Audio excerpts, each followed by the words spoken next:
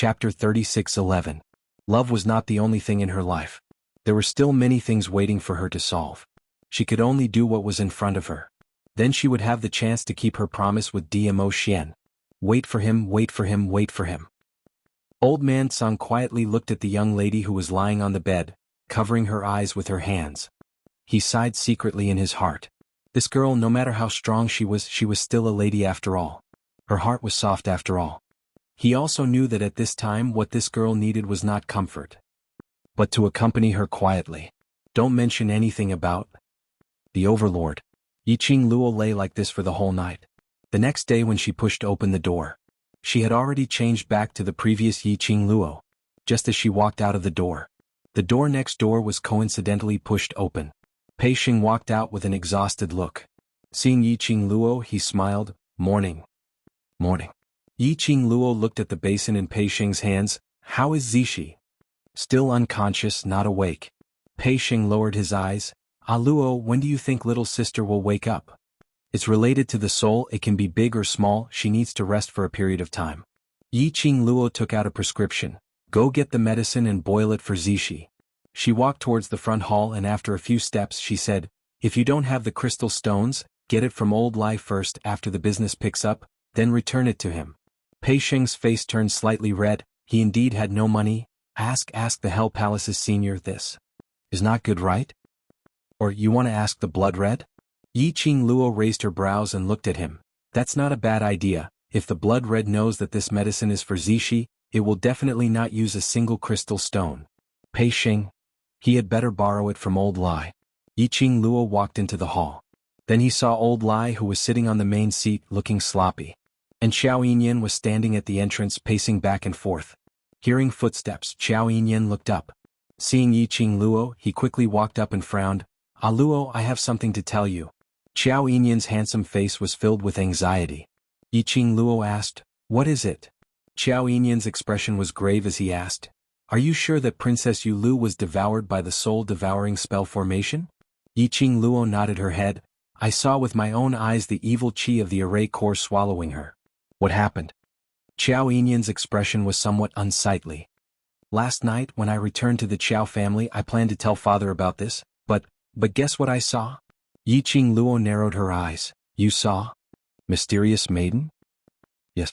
Xiao Yinyan held Yiqing Luo's shoulders with both hands. Due to his agitated emotions, his silvery hair stuck to his face. Princess Yulu. In her room I heard from the servants that today she had not left the Qiao residence. Did you see her? Yiqing Luo looked down at Xiao Yinyan's hand on her shoulder and frowned slightly. Xiao Yinyan realized that something was wrong. He quickly let go and took a few steps back apologetically. I saw her. It was indeed her.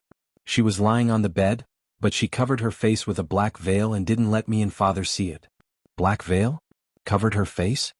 This point made Yiqing Luo puzzled. Xiao Yinyan used a white veil to cover her face. Because the white veil was faintly discernible, this half-covered half was the most attractive. Chapter 36:12.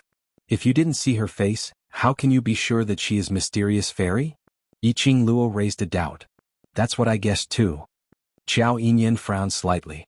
I feel that if Princess Yulu was really devoured at the West Cliff Mountain, then the Princess Yulu at home must be fake. Even if she has the same face, it might be a disguise.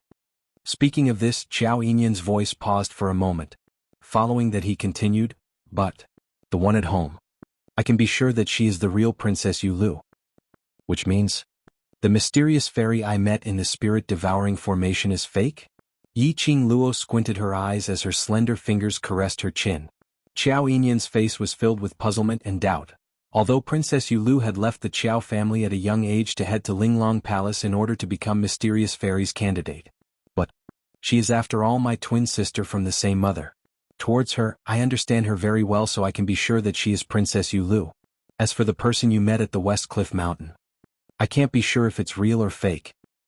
He paused for a moment and continued, moreover, if the person you met is fake Princess Yulu, then what is the motive of the person who set up the formation behind you? Could it be that he wants to stir up the enmity between you and Princess Yulu? To make you hate the Qiao family?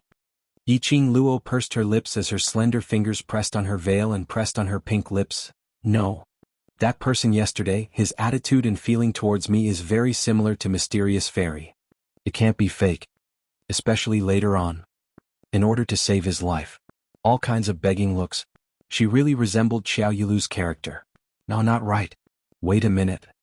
That Xiao Yulu in the spirit-devouring formation yesterday.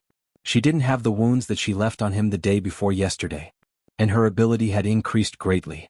Although she explained later on that it was because a group of black-robed men gave her a pill to raise her profound grade. However, who knew if what she said was true or not? Thinking of this, Yiqing Luo suddenly raised her head and looked at Qiao Yinyan seriously. I want to make a trip to your Qiao residence to meet Mysterious Fairy personally to confirm. Qiao Yinyan nodded without hesitation. All right, no problem. The two of them didn't waste any time. After bidding farewell to Pei Sheng, they didn't even eat breakfast and directly left Treasure Gathering Hall. Lao Lai immediately caught up. I'm going too. With your father around, those bastards from the Qiao family will definitely be docile. Qiao Yinyan. Grandson of a bitch? If they wanted to scold the Qiao family, couldn't they do it when he wasn't around? Yiqing Luo. She wasn't going to the Qiao residence to find trouble, wasn't bringing Old Lai to wreck the place. Yiqing Luo decisively rejected Old Lai and strongly requested Old Lai to stay and guard the treasure gathering. In the end, he used the excuse of, who knows if City Lord Lu will go to the treasure gathering hall again and cause trouble, to successfully make Old Lai stay. Qiao Mansion. Yiqing Luo's arrival wasn't like what Yiqing Luo had imagined, meeting with Patriarch Qiao's objection. On the contrary, Patriarch Qiao heard that she and Qiao Yinyan had arrived at the manor. He rushed over from the meeting hall. It was said that there were many stewards from various places standing in the meeting hall. Yiqing Luo just entered the Qiao residence. Patriarch Qiao came up to them.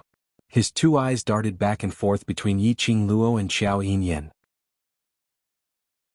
Chapter 36:13. Qiao Yinyan's handsome face instantly flushed with embarrassment. Father, Luo only came to the residence. I understand. I've been through it, of course I understand. Patriarch Qiao patted his son's shoulder and smiled at Yiqing Luo. Miss D, let's go to the main hall and have a good chat. Yiqing Luo. Indeed, Patriarch Qiao had misunderstood the relationship between her and Qiao Yinyan. But Qiao Yinyan's ambiguous attitude towards her was indeed very easy to misunderstand. Even she had misunderstood that Qiao Yinyan had some other thoughts towards her. Seeing Qiao Yinyan's awkward expression, wanting to explain but was interrupted by Patriarch Qiao in various ways. Yiqing Luo sighed. She could tell that Patriarch Qiao valued his son or daughter very much. Patriarch Qiao definitely knew what Qiao Yinyan wanted to say, but intentionally interrupted repeatedly. Just to let this misunderstanding continue. Who knows, this misunderstanding might become real as it continues to spread. But Yiqing Luo expressed that no matter how this misunderstanding continued, it would not become true. Rather than letting the elders be filled with hope. Why not make things clear right from the start? She coughed lightly and interrupted Patriarch Qiao's enthusiasm. Thank you, Patriarch Qiao, for your concern. I'm here on an important matter, so I won't disturb Patriarch Qiao to accompany me personally. Patriarch Qiao was first stunned and then laughed. That's true, you youngsters. Only like two people. Father, we... Qiao Yinyan wanted to explain. Patriarch Qiao stared at his son. Did you hear that? Young ladies like two people to interact in private. In future when you're free, spend more time with Miss D. It's best if it's two people in private. As he said that, he intentionally emphasized on the words two people, in private. Qiao Yinyan. His heart was so tired, there was no way to communicate properly with his father. It was Yiqing Luo who revealed a hesitant expression on her face as she said helplessly, Yinyan and I are just ordinary friends. If Yinyan keeps accompanying me privately, my fiancé will probably be jealous. What do you mean? This kid doesn't have a lot of things, but he has a lot of time to accompany you. Patriarch Qiao suddenly stopped speaking, as if he had just realized something. His eyes widened. Fiancé? You have a fiancé. Yiqing Luo blinked her eyes innocently and naively. Yes, Yinyan also knows about this matter, didn't he tell you? Patriarch Qiao glared at Qiao Yinyan. Then he gritted his teeth and clenched his fists. F***ck. That damned old man actually dared to lie to me. Who said she could be my daughter-in-law? Your father must tear him apart. Qiao family's head cursed as he clenched his fists. He cracked his knuckles and quickly left. Yiqing Luo. How realistic. After knowing that she had a fiancé, his attitude changed. However, just now, when Patriarch Chao mentioned that damn old man, who was he referring to? What Patriarch Chao said seemed to be. Someone lied to him, saying that she could become Chao family's daughter-in-law? Cough. Aluo, don't mind him. My father, he's anxious to carry a grandson, so he did that. Chao Yinyan explained awkwardly. Who is the damn old man that your father was talking about? Yiqing Luo felt that this old man was someone she knew. Chapter 36:14. Yiqing Luo retracted her gaze and said, "Forget it, let's go to Mysterious Fairy's courtyard first." In order to avoid the awkwardness between the two due to Lord Qiao's disturbance, Chao Yinyan immediately brought Yiqing Luo to Qiao Yulu's courtyard.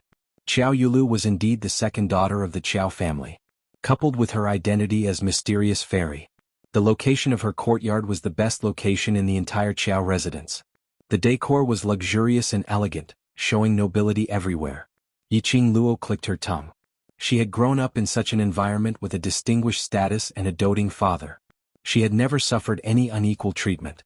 It was no wonder that Qiao Yulu's character was so arrogant. With Chao Yinyan leading the way, the two of them entered Qiao Yulu's courtyard one after another. There were at least 10 overmaids walking back and forth in the courtyard. Yiqing Luo swept a glance around. She discovered that there were quite a number of cultivators with weak breaths hidden in the dark corners of the courtyard. All of their profound qi fluctuations were not weak. They should be the secret guards that the Linglong Palace had sent to Qiao Yulu. After turning several corridors, they arrived at the inner courtyard. The atmosphere in the inner courtyard was much more elegant and bright than the luxurious outside. Walking straight, the two of them stopped outside the most spacious room. At the door, a maid who was dressed like a flower, and the moment she saw Chao Yinyan, her eyes lit up. Eldest young master. That maid hurriedly went forward and looked at Chao Yinyan with eyes full of love. Towards the maid's flirting, Chao Yinyan looked straight ahead and asked faintly, "How is Princess Yulu?" "Princess Yulu just drank her medicine and is still resting." The maidservant replied in a sweet voice. "Eldest young master, you don't have to worry too much. With me taking care of her, she will definitely be fine after resting for a few days." As the maid spoke, she moved closer to Chao Yinyan. That obvious action. It was obvious that she wanted to tell Chao Yinyan, "I'm interested in you, I want to woo you." Chao Yinyan's expression was still calm, and the moment the maid leaned over, his body moved slightly to the side. The maidservant missed and stumbled, falling to the ground. Immediately, the maidservant's face was covered in tears. She stretched out her hand toward Chao Yinyan. "Eldest young master, this servant is in so much pain. Please support this servant." Chao Yinyan ignored her outstretched hand and calmly said, "Since Princess Yulu is inside, I'll bring the guest in directly." After saying that, he walked past the servant girl lying on the ground and walked to the tightly shut door. Chao Yinyan pushed open the door with a creak. After that, he said to Yiqing Luo, "Miss D, you first." After all, it was a woman's room. Chao Yinyan didn't enter the room first. He wanted to let the maidservant inform them before entering. But looking at the maidservant's expression, Chao Yinyan simply let Yiqing Luo enter first. Yiqing Luo understood Chao Yinyan's concerns and nodded as she walked straight into the room. It was only then that the maid who was lying on the ground noticed that there was someone else beside the eldest young master. The maidservant's gaze fell on Yiqing Luo, who had just stepped into the room. Suddenly, her pupils dilated and she stood up from the ground with a look of disgust and fierceness. "It's you, you slut.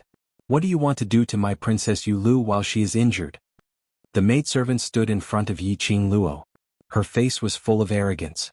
Yiqing Luo also saw the maidservant in front of her clearly. Chapter 36:15. Kai Dai was Qiao Yulu's personal maid. Naturally, she was very clear about how much her mistress hated Yiqing Luo. How could she allow Yiqing Luo to appear in front of her mistress? Yiqing Luo squinted her eyes and glanced at Kai Dai, who had opened her arms to block her. Her pink lips slowly curled into a sneer of disdain. She looked sideways at Chao Yinyan. "Are all your Qiao family's maids so fierce?" "Slut. Who are you calling fierce?" Kai Dai's face changed drastically. Unwilling to lose face in front of her sweetheart, she immediately shouted out angrily. Yiqing Luo tilted her head. "I'm talking about whoever is agitated." Kai Dai's face turned livid as she pointed at Yiqing Luo. "Anyway, I will not let you near Princess Yulu." Kai Dai. Chao Yinyan frowned between his brows. exuded the prestige of a superior as he stared coldly at Kai Dai. No matter where you come from in the Qiao residence, you are only a Qiao family's maid. Humiliating this young master's friend in front of this young master, is this your etiquette as a maidservant? Kai Dai's face suddenly turned pale. Eldest young master, I just... There's no need to explain. I've seen and heard everything clearly. Qiao Yinyan waved his hand, and a powerful gust of wind swept toward Qi Nan. Kai Dai's body was thrown to the ground and crashed into the room, heavily hitting the good mahogany table. The mahogany table broke. Kai Dai cried out "Io yo yo" as she fell to the ground. What happened? Xiao Yulu's angry voice was heard from the inner room. Immediately, a slender figure walked out from the inner room. The woman's white long dress hung loosely on her body, showing off her delicate figure. Her face was covered with a black veil, completely concealing her face. Even her eyes were not revealed. Her hair was loose on her shoulders, not tied up. Obviously she had just gotten out of bed. When she saw Yiqing Luo through the black veil, Yiqing Luo clearly felt the strong hatred of the woman opposite her. Yiqing Luo frowned. Judging from his appearance, his voice, and the feeling that the person in front of her gave her, Yiqing Luo also felt that the person in front of him was Qiao Yulu. However, the woman in front of her seemed to hate her a little too much. It's you? Qiao Yulu's eyes were cold as she spat out two words through gritted teeth. Kai Dai held her sore body and hugged Qiao Yulu's foot. Princess Yulu, this cheap woman? This cheap woman is bullying this servant. You must help this servant. Yiqing Luo who got shot while lying down. It was obviously Qiao Yinyan who did it. Qiao Yulu's gaze turned cold. What? Just because this consort's big brother likes you, you brazenly came to this consort's courtyard to kill this consort? Princess Yulu, Xiao Yinyan interrupted Xiao Yulu with a frown. I was the one who attacked your maidservant. I was the one who brought Aluo here. This has nothing to do with Aluo. Xiao Yulu sneered. You've never taken me as your sister in your heart. Knowing that I'm not feeling well, you deliberately brought her in front of me. Aren't you afraid that she will kill me? Aluo is not that kind of person. Xiao Yinyan replied calmly. Xiao Yulu laughed even more sarcastically and looked at Yiqing Luo. You must be very proud of yourself, seeing that this consort's big brother disregarded his sibling relationship for you. You must be laughing in your heart. Whatever you think. Yiqing Luo's eyes were burning as she stared at Xiao Yulu's black veil. Her gaze seemed to be able to penetrate the veil. Chapter 36:16. Xiao Yulu, who was stared at by Yiqing Luo's torch-like gaze, was obviously flustered. Xiao Yulu turned her head away unnaturally, avoiding eye contact with Yiqing Luo, while speaking fiercely. What are you looking at? Do you want to laugh at me when you see me like this? Yes, it's ridiculous. Facing Xiao Yulu's anger, Yiqing Luo appeared extremely calm. She responded to Xiao Yulu's words lazily with a scornful tone. The dignified mysterious fairy of without embroiling city doesn't even dare to show her face. Isn't it ridiculous? Xiao Yulu's finger that was pointing at Yiqing Luo kept trembling. Yiqing Luo tilted her head and smiled innocently. Xiao Yulu withdrew her hand forcefully, her eyes under the black veil stared at Xiao Yinyan with hatred. Brother, I am tired and have no energy to deal with you, please take your guest out. Xiao Yinyan took a look at Yiqing Luo, seeing her calm expression he shifted his gaze to Xiao Yulu. He paused as if he was weighing his words. After hesitating for a long time, he looked at Xiao Yulu and said, Princess Yulu, Miss D came to visit you personally out of concern for you. Concern for me? You are concerned about when I will die. Xiao Yulu didn't believe Xiao Yinyan's words. Yiqing Luo smiled. You're quite self-aware. Xiao Yulu's face immediately turned pale. She clenched her fists tightly and clenched her teeth until her knuckles creaked. Even through the black veil, Yiqing Luo could feel how distorted Xiao Yulu's face would be under the veil. Yiqing Luo laughed lightly and wantonly. Her slender and fair hand curled up slightly and rested on her smooth chin. She tilted her head to look at Xiao Yulu. Her lips curled up again. The smile on the corner of her mouth was like a blooming datura flower, enchanting and full of suffocating charm. Even Xiao Yulu, who was filled with hatred, when she saw this smile, his pupils involuntarily shrank a little. His heart felt as if it was being ruthlessly pressed by something. Immediately after, the young girl's enchanting voice drifted into Xiao Yulu's ears, word by word. If I'm not mistaken, the reason why the Empyrean fairy doesn't dare to show her face is because yesterday, she tried to plot against me but ended up being used instead. You were swallowed by the formation spirit, and although you were lucky enough to escape, your face was more than half destroyed by the formation spirit. She paused and chuckled. Am I right? Following Yiqing Luo's words, every single word was set out. Yiqing Luo noticed that the lady in front of her started to tremble continuously.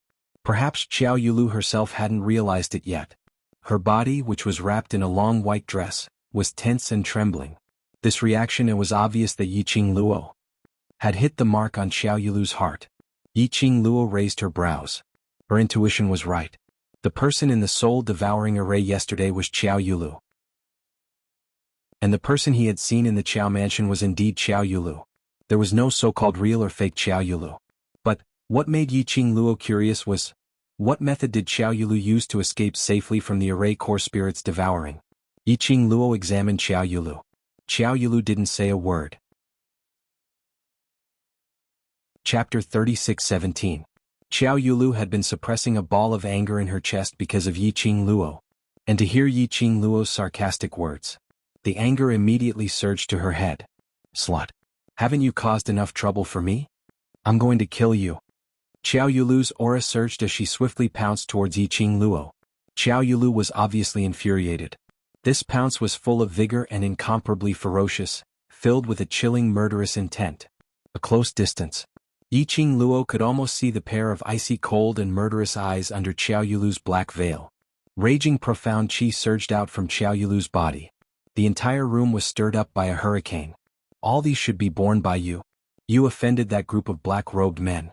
On what basis should I bear the consequences? Xiao Yulu gritted her teeth as she bellowed, venting the anger in her heart. Di Luo, even if I'm destroyed, I want you to be buried with me. Her words were filled with murderous intent. Xiao Yulu's attack surged again. The cold and raging profound energy was like a hot knife through butter. As though she was going to perish together with someone. Xiao Yulu's words also admitted Yiqing Luo's earlier guess. Xiao Yinyan linked the conversation between the both of them and what Yiqing Luo had explained to him yesterday. He immediately understood the cause and effect. Yesterday in the spirit-devouring formation, Xiao Yulu, whom Yiqing Luo thought was dead, was indeed his second sister, the mysterious fairy of Without Embroiling City. Now, the injured Xiao Yulu lying in the Qiao residence was also Xiao Yulu. Which meant? It was indeed Xiao Yulu who had joined hands with others to harm Yiqing Luo. Looking at Xiao Yulu's murderous attack, Xiao Yinyan's brows knitted into a bundle. He raised his hand and waved his sleeve to set off the profound wave, blocking Xiao Yulu's attack as he shouted, Are you done? Xiao Yinyan. All of Xiao Yulu's actions were blocked. She was so angry that she shouted Xiao Yinyan's full name through gritted teeth. It's her. She almost killed me. It was her, who nearly caused you to lose your only biological sister in this world. How dare you say that this empress is causing trouble? Although I don't know the details, I know that Luo is not the kind of person who would cause trouble. Xiao Yinyan looked at Xiao Yulu calmly. As the Empyrean fairy of Without Embroiling City, you colluded with people from outside the city to set up a sinister formation like the soul-devouring formation in the city, just to deal with Luo. Do you really think that your actions are right? Your heart is biased towards her, so even my breathing is wrong. Xiao Yulu sneered. Since you're biased towards that slut, don't blame this consort for not giving face to your big brother. As Xiao Yulu's voice fell, the profound energy surrounding her increased explosively once again. The moment Xiao Yulu made her move, a black ray of light surged out of her palms. Yiqing Luo's eyes flashed. This black profound light, it was very similar to the evil aura he sensed in the soul-devouring formation. Could it be, the betrayed Xiao Yulu had some kind of deal with that group of black-robed men? There was no time to think too much. Xiao Yulu's wave of evil attack was already approaching. Yiqing Luo stretched out her hand and pulled Xiao Yinyan, who was about to block in front of her. With a backhand, Yiqing Luo pushed Xiao Yinyan out of the room. Chapter 36:18. Slut. Do you think you can still have yesterday's good luck? When Xiao Yulu saw that Yiqing Luo still wanted to retaliate, anger surged to her head once again. The black profound light burst out from her body like a fairy scattering flowers, spreading in all directions and shooting out. It was obvious that she was full of energy, determined to take Yiqing Luo's life. Xiao Yinyan, who was standing outside the door, was full of shock when he saw Xiao Yulu like this.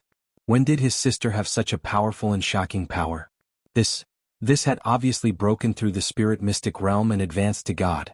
Even he didn't have the confidence to take on Xiao Yulu's attack. No, something was wrong. Xiao Yulu's power had definitely not broken through to the spirit mystic realm before today. Based on Xiao Yulu's character, if Xiao Yulu had already broken through to the spirit mystic realm and become a god, she would definitely flaunt it to let the entire without embroiling city know about this. To Xiao Yulu, this twin sister, even if they didn't spend much time together, Xiao Yinyan could also be sure that Xiao Yulu had always been jealous of him. Jealous that he was the eldest son. Jealous that he was called a genius since young. Because of his existence, she was so intelligent and talented, but all the light was forcibly overshadowed. So, if Xiao Yulu had any areas that could surpass him, it would absolutely be widely publicized. But, what was with the power that Xiao Yulu had released now? Xiao Yulu's violent attack was approaching Yiqing Luo. The speed was as fast as lightning, only a trace of afterimage could be seen. But Yiqing Luo seemed to have not noticed it, standing in the same place, holding the glower flame fan tightly, her eyes full of vigilance. Ah Luo. Xiao Yinyan didn't care that he was currently not Xiao Yulu's opponent and immediately rushed forward. The ranks after the Paragon realm were all leaps and bounds in quality, especially when one stepped into the spirit mystic realm and became a godlike cultivator. All the profound energy that was released was accompanied by a shocking aura. Moreover, it was the most difficult to deal with a spirit mystic realm cultivator, because a spirit mystic realm cultivator would be covered with a layer of protective aura, similar to a shield, fighting against a spirit mystic realm cultivator. Unless the spirit mystic realm cultivator's shield was broken.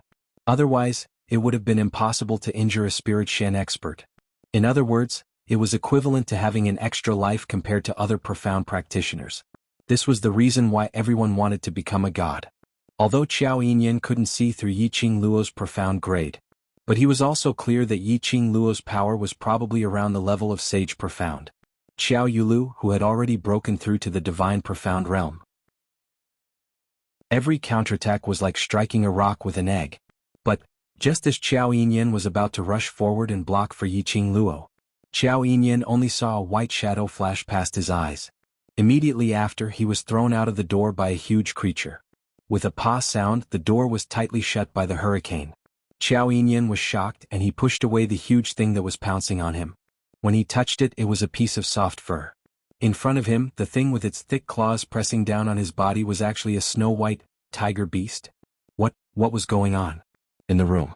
After asking Chi-Chi to stop Xiao Yinyan, Yiqing Luo raised her wrist abruptly. The glower flame fan in her hand instantly left her hand. Her figure moved and her footwork was quickly displayed. Chapter 36:19. The air waves rolled and the profound wave was aggressive. The glower flame fan shot out like a sharp blade, the monstrous red profound light burst out, as if a raging flame had split the heaven and earth. The speed of the glower flame fan was extremely fast. Xiao Yulu's expression congealed, the gaze under the veil was like a malicious poisonous snake, cold and ruthless. This is not the array. Without that lover of yours by your side, do you think you can break through this consort's attack with such insignificant tricks? Her arms shook, the profound energy in her body was like a sharp wind blade, wave after wave vibrating out from her body. The black profound light turned into sharp blades. They were like steel blades that blocked the glowing flame fan. Tight and like a dense big net, it collided with Yiqing Luo's profound energy. Just at this moment, the young lady's lips suddenly curled into a sly sneer. Xiao Yulu's heart trembled when she saw that sneer. She realized something was wrong. But it was too late. Just at the moment when her profound energy and Yiqing Luo's profound energy collided, that glower flame fan which was just blocked, it was like a blazing fire, expanding and surging in an instant. The red of the flames dyed everything in the surroundings red. It also dyed Xiao Yulu's eyes which were hidden under the black veil. It was this dazzling moment. It made Xiao Yulu neglect that glower flame fan which flew out from the raging flames. Following the movement of Yiqing Luo's fingertips, the glower flame fan had already wrapped around Xiao Yulu's face with the force of 1,000 caddies, until Xiao Yulu reacted. The sharp red glow of the glower flame fan had already cut through Xiao Yulu's black veil. Damn it! Xiao Yulu was flustered, her palm wind was swift and fierce, striking towards the glower flame fan. But a delicate hand held the handle of the glower flame fan. The glower flame fan flipped and swept up a hurricane, causing Xiao Yulu's palm wind to fly back. Xiao Yulu was stunned as she quickly raised her head. She saw Yi Qing Luo holding the glower flame fan, had already retreated to a relatively safe position, looking at her with a ridiculing smile. The black veil floated, falling beside her feet. Xiao Yulu felt an itch at her feet as she looked down. When he saw the black veil, her pupils suddenly shrank. A deafening scream came out of his mouth. Ah! My face! She suddenly knelt on the ground and frantically reached for her veil, trying to cover her face again. Yi Qing Luo's lips curled up as she flicked her fingers. The glowing flame fan stirred up a gust of wind and blew the black veil away. Xiao Yulu's eyes reddened. He was like a trapped beast, his entire body emitting a violent aura. Her scarlet eyes stared venomously at Yi Qing Luo as her voice was hoarse. What on earth do you want? She had squeezed each word out of her mouth through gritted teeth. Yi Qing Luo tilted her head and smiled innocently. I just wanted to take a look at your ugly face. Saying that it was ugly was already praising Xiao Yulu. The moment the black veil fell to the ground, even Yi Qing Luo's scalp turned numb when she saw Xiao Yulu's face. Xiao Yulu's face was even more horrifying than that bunch of lunatics in the underworld palace. Xiao Yulu's entire face didn't seem to have a single intact spot. As though it had been corroded by something, it was full of potholes with rotten flesh hanging on it. It was as horrifying as it could get. As disgusting as it could get. Xiao Yulu had always been concerned about her looks. So much that she couldn't allow herself to see any face that was prettier than hers. Chapter 36:20. It was imaginable how much of a blow this was to Xiao Yulu. It was no wonder that Xiao Yulu claimed to be sick and hid in the room, even covering her face, not even daring to show her eyes. Yi Qing Luo smiled as she looked at Xiao Yulu covering her face with both hands, desperately trying to hide her face, and stared at her with venomous eyes. The more was like this. The anger in Xiao Yulu's heart grew. It almost burned Xiao Yulu's rationality. Is this the price to pay for escaping from the devouring of the array core spirit? Yi Qing Luo ignored Xiao Yulu's murderous gaze and asked with her pink lips curled. That face obviously had gone through some kind of corrosion to become like this. The only thing Yi Qing Luo could think of was the array core spirit. Slut. It's all because of you. It's all because of you. The angrier Xiao Yulu was, the more the corroded flesh on her face wriggled. It looked extremely horrifying. Kai Dai, who was thrown to the corner when she saw this face, she couldn't help but tremble. She screamed in horror. She was so scared that she fainted. This made Xiao Yulu, who was already concerned about her face, to add another fire in her heart. At this moment, the tightly shut door was forcefully smashed open. The door couldn't bear the impact and shattered into sawdust on the ground. A figure rushed in and asked in a worried tone, Luo, are you all right? Xiao Yinyan rushed into the room and stared at Yi Qing Luo from head to toe. After confirming that Yi Qing Luo was not injured, he then looked at Xiao Yulu. When he touched Xiao Yulu's face, Xiao Yinyan's handsome face couldn't help but twitched slightly. Xiao Yulu screamed and quickly rushed back to the inner hall and jumped onto her bed. The gauze curtain slid down and covered Xiao Yulu. Xiao Yinyan was stunned on the spot and hadn't recovered from the shock. Her face was seen by 3 people consecutively. Xiao Yulu completely broke down. She covered herself under the quilt and shouted crazily, All of you get out! All of you get out! This sharp ear-piercing scream also woke Xiao Yinyan up. He turned his head stiffly as he looked towards Yi Qing Luo's direction. What's going on? After he was locked outside by Yi Qing Luo, he was intercepted by a snow-white tiger beast at the entrance. That tiger beast didn't harbor any malice towards him. It should be Yi Qing Luo's war pet. However, 2 screams suddenly came from inside the house. Each was sharper than the last. This worried Xiao Yinyan, so he forced his way in. But unexpectedly, he would see his own sister in such a state. Yi Qing Luo took a look at Xiao Yulu, who was curled up on the bed, and shrugged her shoulders. It's probably the effect of being swallowed by the array core spirit. She only had her face destroyed, but at least she wasn't devoured by the spirit of the formation eye. She can be considered lucky. Lucky? If you think this is luck, then you're ruining your own face. This empress will let you have this luck. When Xiao Yulu heard Yi Qing Luo's words of, it's easy to talk, she was so infuriated that her heart was trembling. Yi Qing Luo smiled, it's not that I'm sinister and wanted to make use of strangers to achieve my own goal. You only have yourself to blame for being swallowed by the spirit of the formation eye and having your face destroyed. Xiao Yulu was flustered and exasperated as she was about to crawl out of the quilt and berate Yiqing Luo. Before she could speak, Xiao Yinyan interrupted, "Princess Yulu." Chapter 36:21. Without waiting for Xiao Yulu to answer, Yiqing Luo was already shaking her head. The Spirit Devourer formation's eye spirit is extremely sinister. Her face is corroded by the evil qi, so it's impossible to use profound qi to restore it. If he could really recover. When Xiao Yulu had escaped back to the Qiao residence, she had already used her profound qi to restore her face. For her, face was much more important than one's profound strength. Xiao Yinyan naturally knew how important Xiao Yulu's face was to Xiao Yulu. His brows were tightly knitted and his face was filled with worry. After all, Xiao Yulu was his younger sister, and also the Empyrean fairy of Without Embroiling City. Xiao Yulu's face became like this.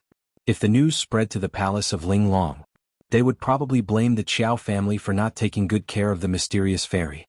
It would also drag Di Luo into this. Suddenly, he seemed to have thought of something and his eyes lit up slightly as he looked at Yiqing Luo. "Ah Luo, I have a presumptuous request." His eyes seemed to be glowing, filled with hope. He didn't hide his thoughts at all. This made Yiqing Luo unable to restrain her laughter. She chuckled. "You want the beauty cream, right?" Xiao Yinyan glanced at Xiao Yulu, who was curled up under the blanket, and sighed. Her face can't be like this. At least, not in Without Embroiling City. Yiqing Luo raised her brows slightly. "If I give it to her, she might not use it." "She will." Xiao Yulu, who valued her beauty as much as her life, would never let go of a chance to regain her looks. Yiqing Luo flicked her fingers and a transparent bottle fell into Xiao Yinyan's hand. "Twice a day, once in the morning and once in the morning." Judging from the condition of the Empyrean fairy's face, this bottle can only last her for 3 days at most. Xiao Yinyan took the bottle and thanked her. "Thank you. I only gave it to you because you personally asked for it. You don't need to thank me. Just treat it as me returning the favor."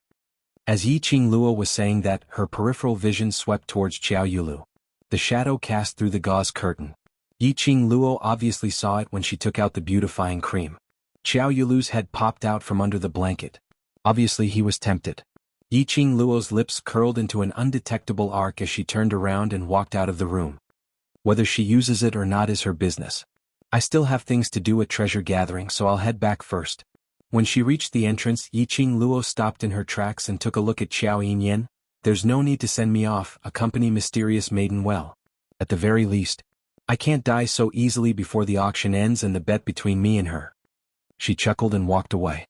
Looking at the young girl's elegant back view, Xiao Yinyan slowly retracted his gaze and looked at the transparent bottle in his palm. "I won't use that slut's things. She wants to kill this consort." Xiao Yulu yelled at the top of her lungs, "You're this consort's big brother. Are you going to help that B*TCH kill your only sister?" Xiao Yinyan furrowed his brows. After Yiqing Luo left, his expression and emotions became extremely distant and impatient. He walked slowly towards the bed. Xiao Yulu screamed as she retreated. Xiao Yinyan stood by the side of the bed as his voice was indifferent. "This is the only thing that can make your face recover completely. If you want to throw it away or smash it, it has nothing to do with me." He lifted the gauze curtain and threw the bottle onto the bed. "Anyway, the one whose face is disfigured and disgusting isn't me." These words were indeed a little hurtful. No matter how horrifying it was to see Xiao Yulu's face. Chapter 36:22. However, Xiao Yinyan was straightforward.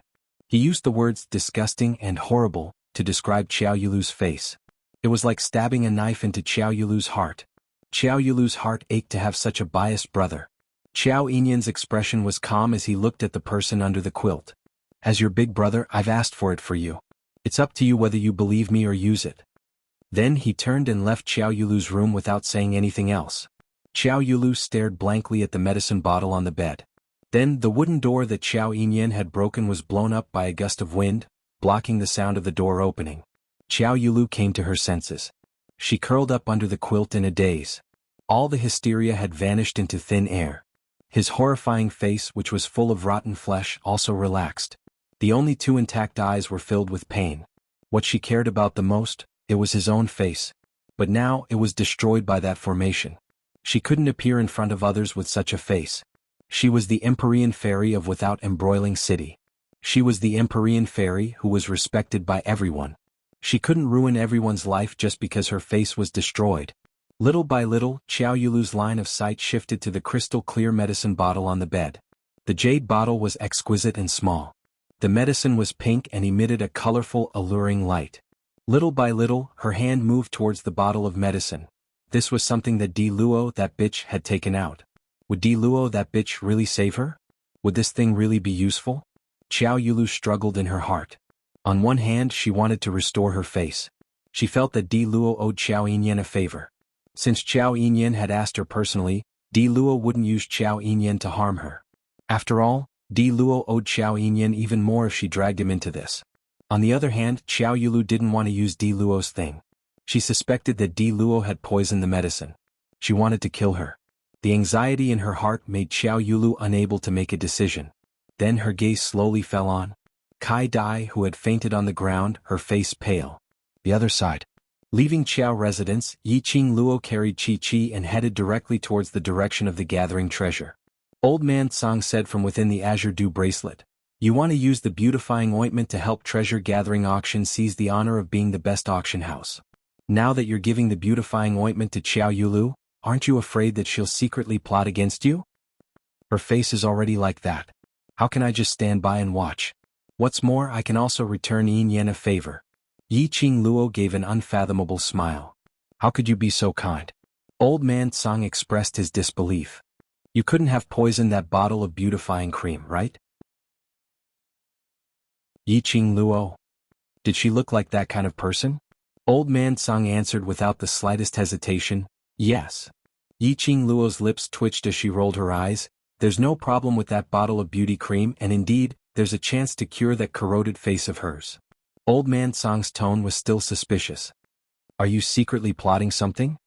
Yiqing Luo. In Old Man Song's heart, what kind of image did she have? It was rare that she wanted to be a good person, but she had to be suspected in various ways. Chapter 36-23. However, plans couldn't keep up with changes. The current situation saved her the trouble of scheming against Xiao Yulu. Initially, he was discussing with Gu Zishi how to promote the beauty cream.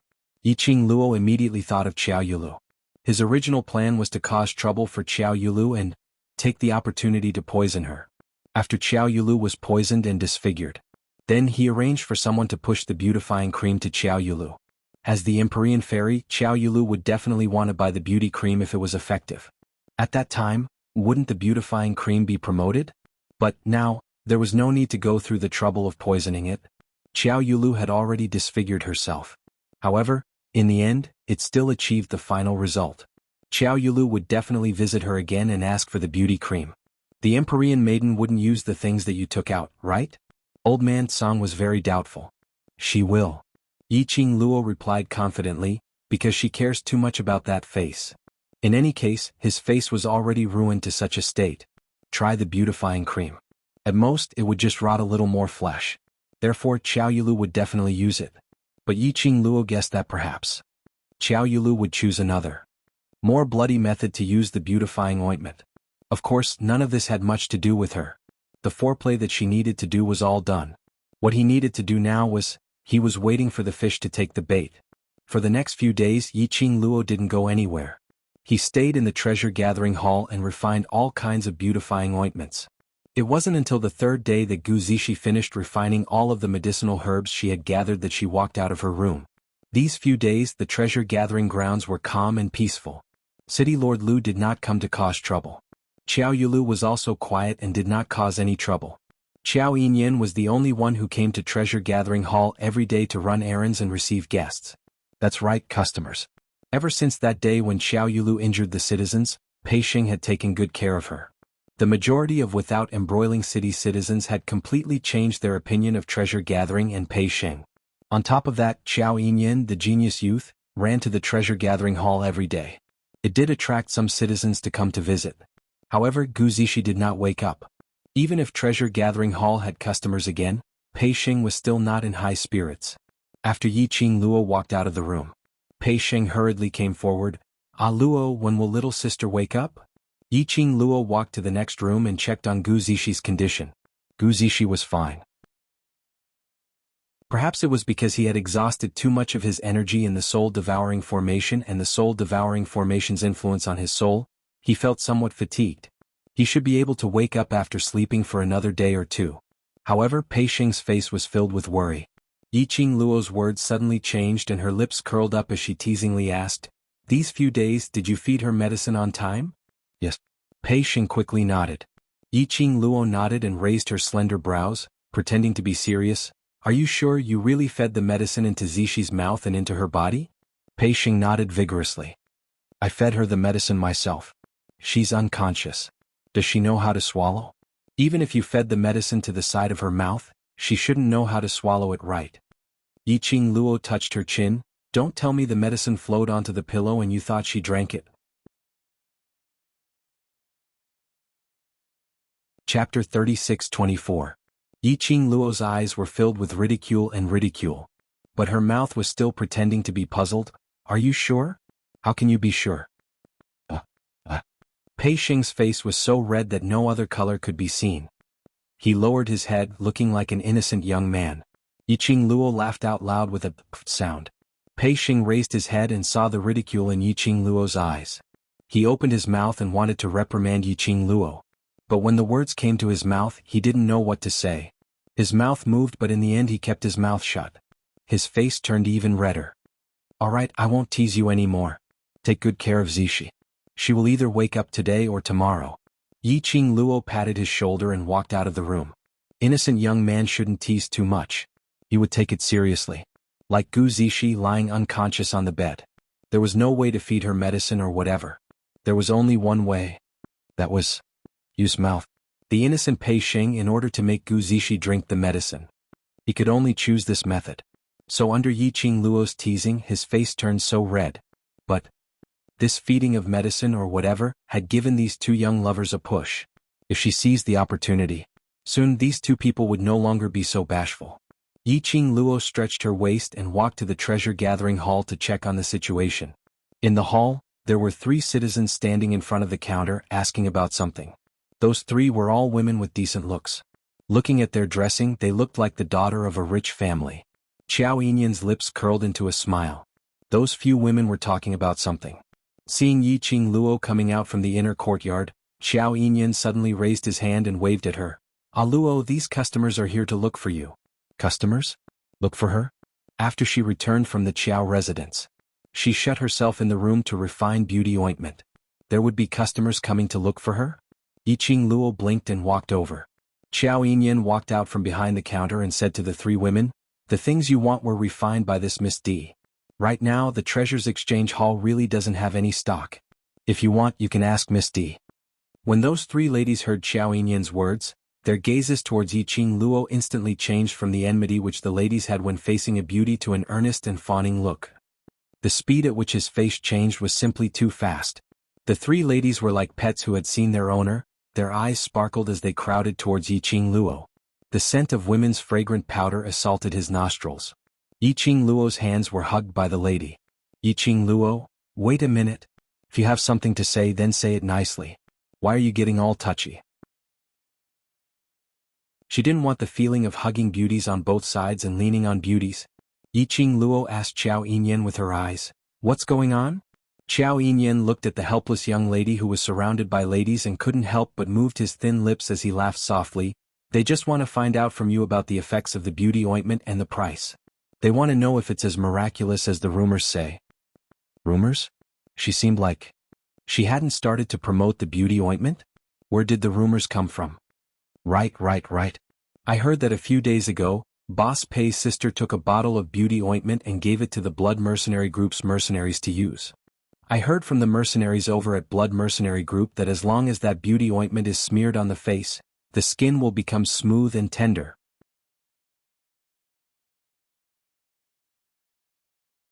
Chapter 36-25. I heard that those female mercenaries from Blood Mercenary Group, after applying the beauty cream, there were no traces on their faces at all. Totally can't tell that he's a rough man who runs around on missions. Is the beauty cream really that magical? Miss D, can you take out the beautifying cream for us to see? Let us see the effect. The 3 women were blabbering away in his ear. It was so noisy that Yi Qingluo's brain started to jump. But she had at least heard from the lady's words. She heard a few key words. Gu Zishi gave the beauty cream to the blood mercenary group? After the blood mercenary group's mercenaries used it, there was a miraculous effect? Hence the blood mercenary group helped to promote the beauty cream? Or perhaps Gu Zishi had previously requested the blood mercenary group's leader, Su Qingbing, to make use of blood mercenary group's reputation to promote the beauty cream? Miss D, why aren't you saying anything? Is the beauty cream real or not? There are so many sisters outside waiting for our reply. Is it true or not? Give me an answer. The lady saw Yi Qingluo not replying and started blabbering again. Yi Qingluo's head was hurting from all the noise as she raised her hand and stopped their voices. Then she pushed away the ladies who were sticking to her. Since you're here to ask, you should believe in the beauty cream's effect, isn't that so? The ladies were stunned. The news came from the blood mercenary group. Basically it couldn't be fake. But the minute they thought that this beauty cream was from the Treasures Exchange Hall, everyone's heart started to beat like a drum. After all, 5 years ago, there was an incident where the Treasures Exchange Hall lied to their customers. And now it was the auction period.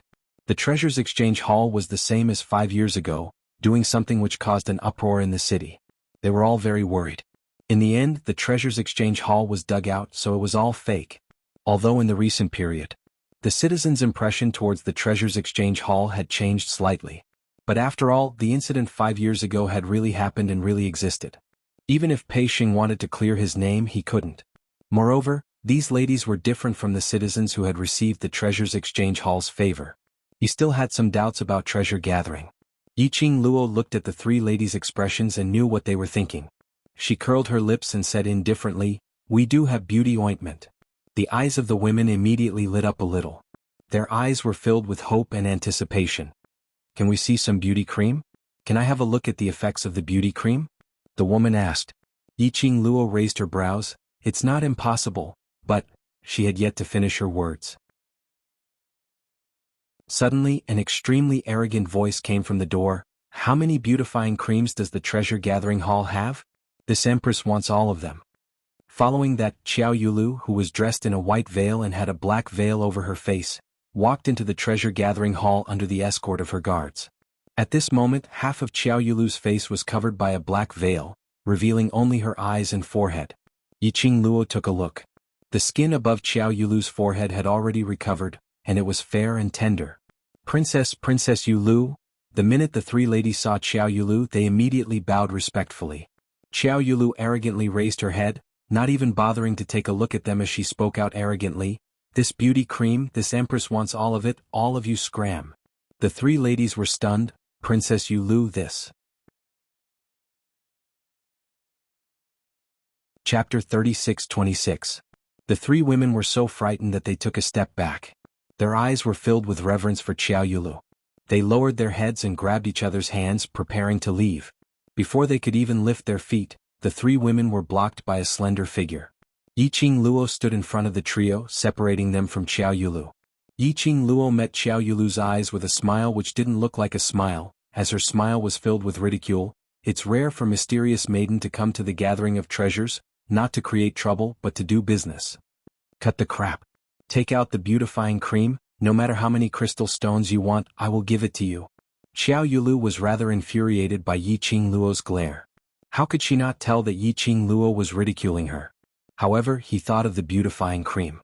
In the end, Xiao Yulu swallowed her anger. Yi Qingluo smiled sweetly. "I know mysterious fairy is rich and overbearing, not worried about crystal stones. What do you want?" Hearing the meaning behind Yi Qingluo's words, Xiao Yulu frowned as she asked in displeasure. Yi Qingluo's eyes curved into crescents as she smiled. "The beauty ointment is the auction item that we are going to present to the auction." Xiao Yulu's expression froze. "What do you mean?" Yi Qingluo smiled innocently. "It's exactly the literal meaning. Don't tell me mysterious maiden doesn't understand?" Xiao Yulu's eyes were gloomy, and a wisp of killing intent flashed between her brows. His fingers under his sleeves were clenched into fists. In the face of this invisible pressure, Yi Qingluo expressed that she didn't feel anything. "Mysterious fairy need not be anxious. The day after tomorrow is the auction." Xiao Yulu was furious. Her body trembled uncontrollably. "This consort wants the beautifying cream right now. Give me the beautifying ointment, and I'll give you a higher price than the one at the auction. Yi Qing Luo raised her finger as she shook it. Mysterious Maiden has personally used the beauty cream's effect, so she should be very clear about it. Adding on to the fact that there's the Blood Mercenary Group's side who have personally experimented and promoted it, what do you think? If I were to put it up for auction, how high a price would my beauty cream fetch? Qiao Yulu's face darkened. When the three women behind him heard this, their hearts couldn't help but jump. Princess Yulu personally used the beautifying cream? And he still wanted to buy all the beautifying cream? And he didn't hesitate to spend a lot of crystal stones? Didn't this mean that the beautifying cream was really useful? Otherwise, why would Palace Master Yulu, who had a grudge with Treasure Gathering Palace, personally come to purchase the beauty cream? Hearing that Yi Qing Luo was going to put up the beautifying cream at the auction, the thoughts of the three women became active again. If it was now. They certainly did not dare to fight with Qiao Yulu for the beauty cream. However, when it came to the auction, that was the auction. If you are worried about offending someone, you can also choose to bid anonymously. Yi Qing Luo saw that the effect had been achieved and smiled at Qiao Yulu. Don't stare at me, this is after all a collaboration between me and Treasure Gathering. We've already reported it to the auction house, so there's no way to sell it to you privately. Qiao Yulu was just about to say that she would sell a bottle to her first, but upon hearing Yi Qing Luo's words, these words were stuck in her throat. She gritted her teeth. How many bottles did Treasure Gathering report? It's very difficult to refine the beautifying ointment. These are my treasures that I've been keeping for a long time. Yi Qing Luo said smilingly, I only have 10 bottles. 10 bottles? Qiao Yulu subconsciously touched her own face, as though she was considering whether 10 bottles of beautifying cream was able to restore her face completely.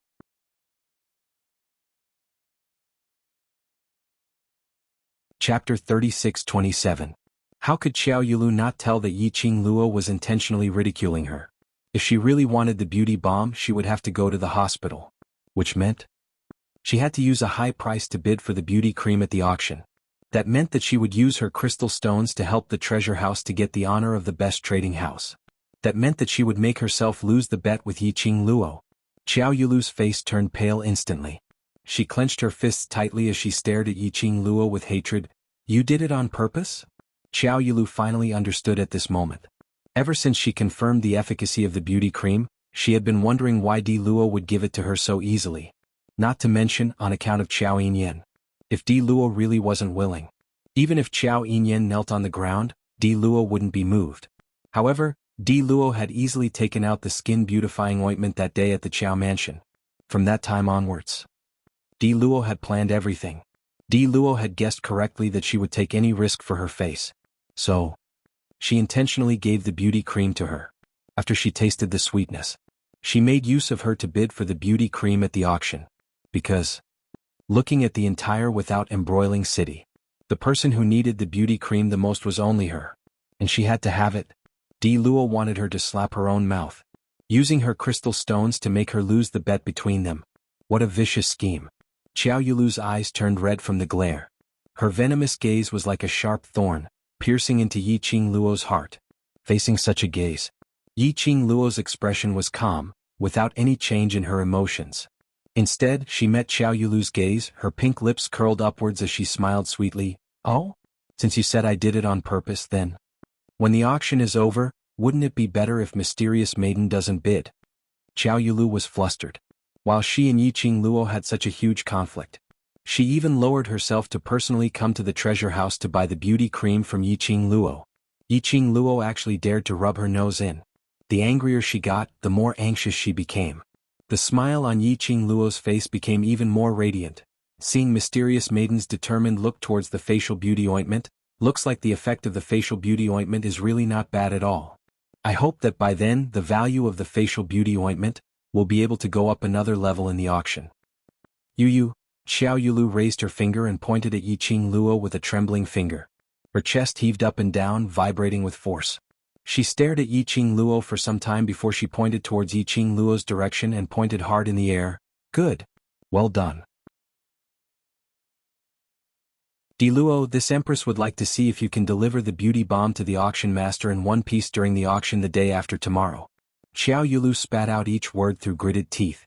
It was a powerful and majestic pressure. It kept on eroding Yiqing Luo. Yiqing Luo tilted her head as her long and narrow eyes rose upwards, staring at Xiao Yulu with a smile which didn't look like a smile. Xiao Yulu was about to leave. But she heard Yiqing Luo giggling, "Ioyo, I'm so scared." Saying that, Yiqing Luo walked towards Qiao Yinyan's direction. "Eldest young Master Qiao, is mysterious maiden considered to be threatening me? If something happens to me before the bet between us ends, can it be blamed on her?"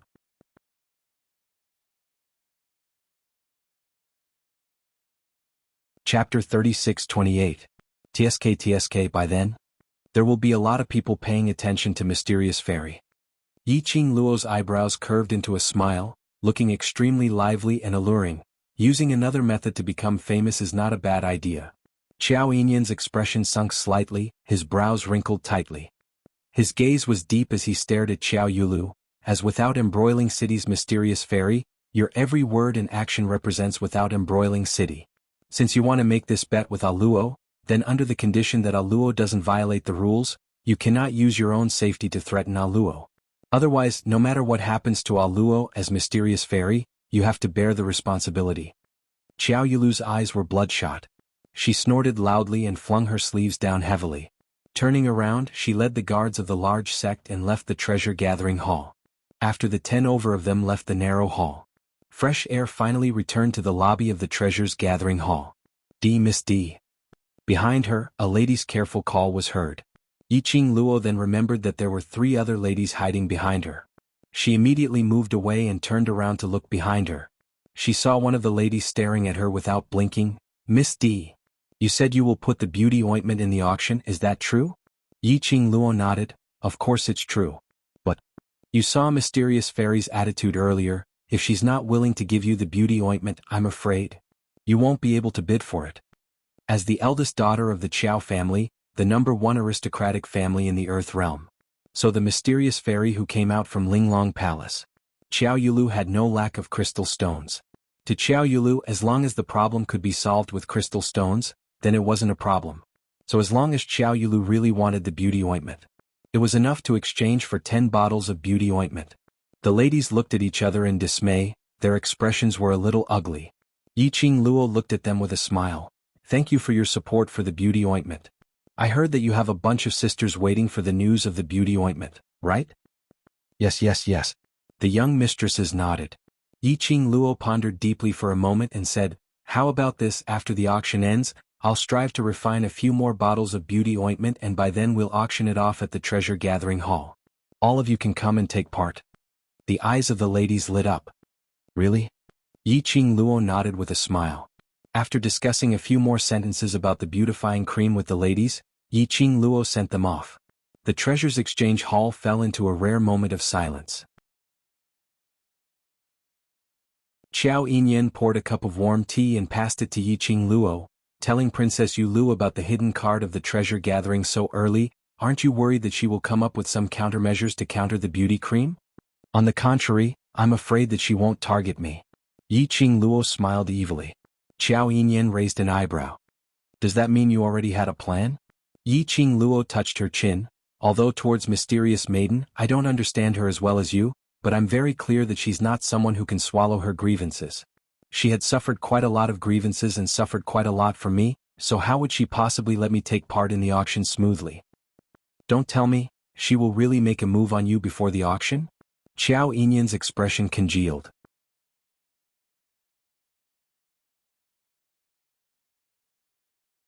Chapter 36-29. What will she do? Qiao Yinyan asked in puzzlement. Why did it feel like Di Luo knew his sister better than him? Yiqing Luo raised her eyebrows and smiled meaningfully.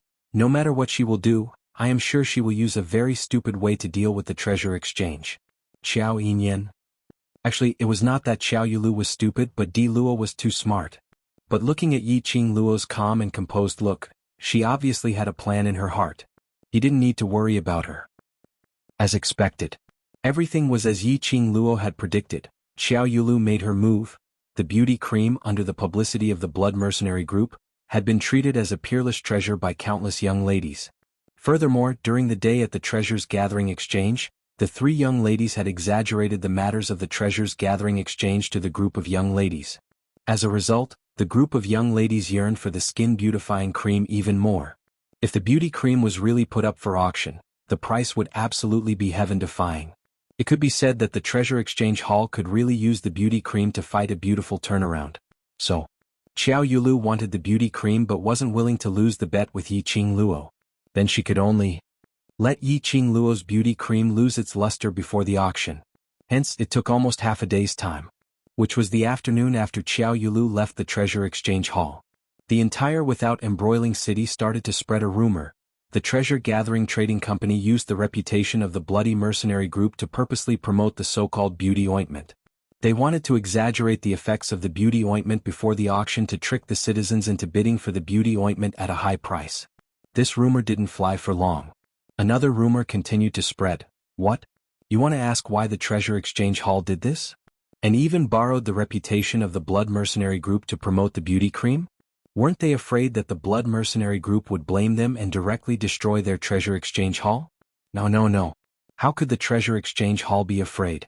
The treasure exchange hall did this entirely to obtain the honor of the best auction hall in the auction. Because the lady named Di Luo who took out the beauty cream had a bet with Without Embroiling City's mysterious maiden. She didn't want to lose, so she resorted to all means. You want to ask, what evidence is there to prove that the treasures exchange hall is lying to the citizens?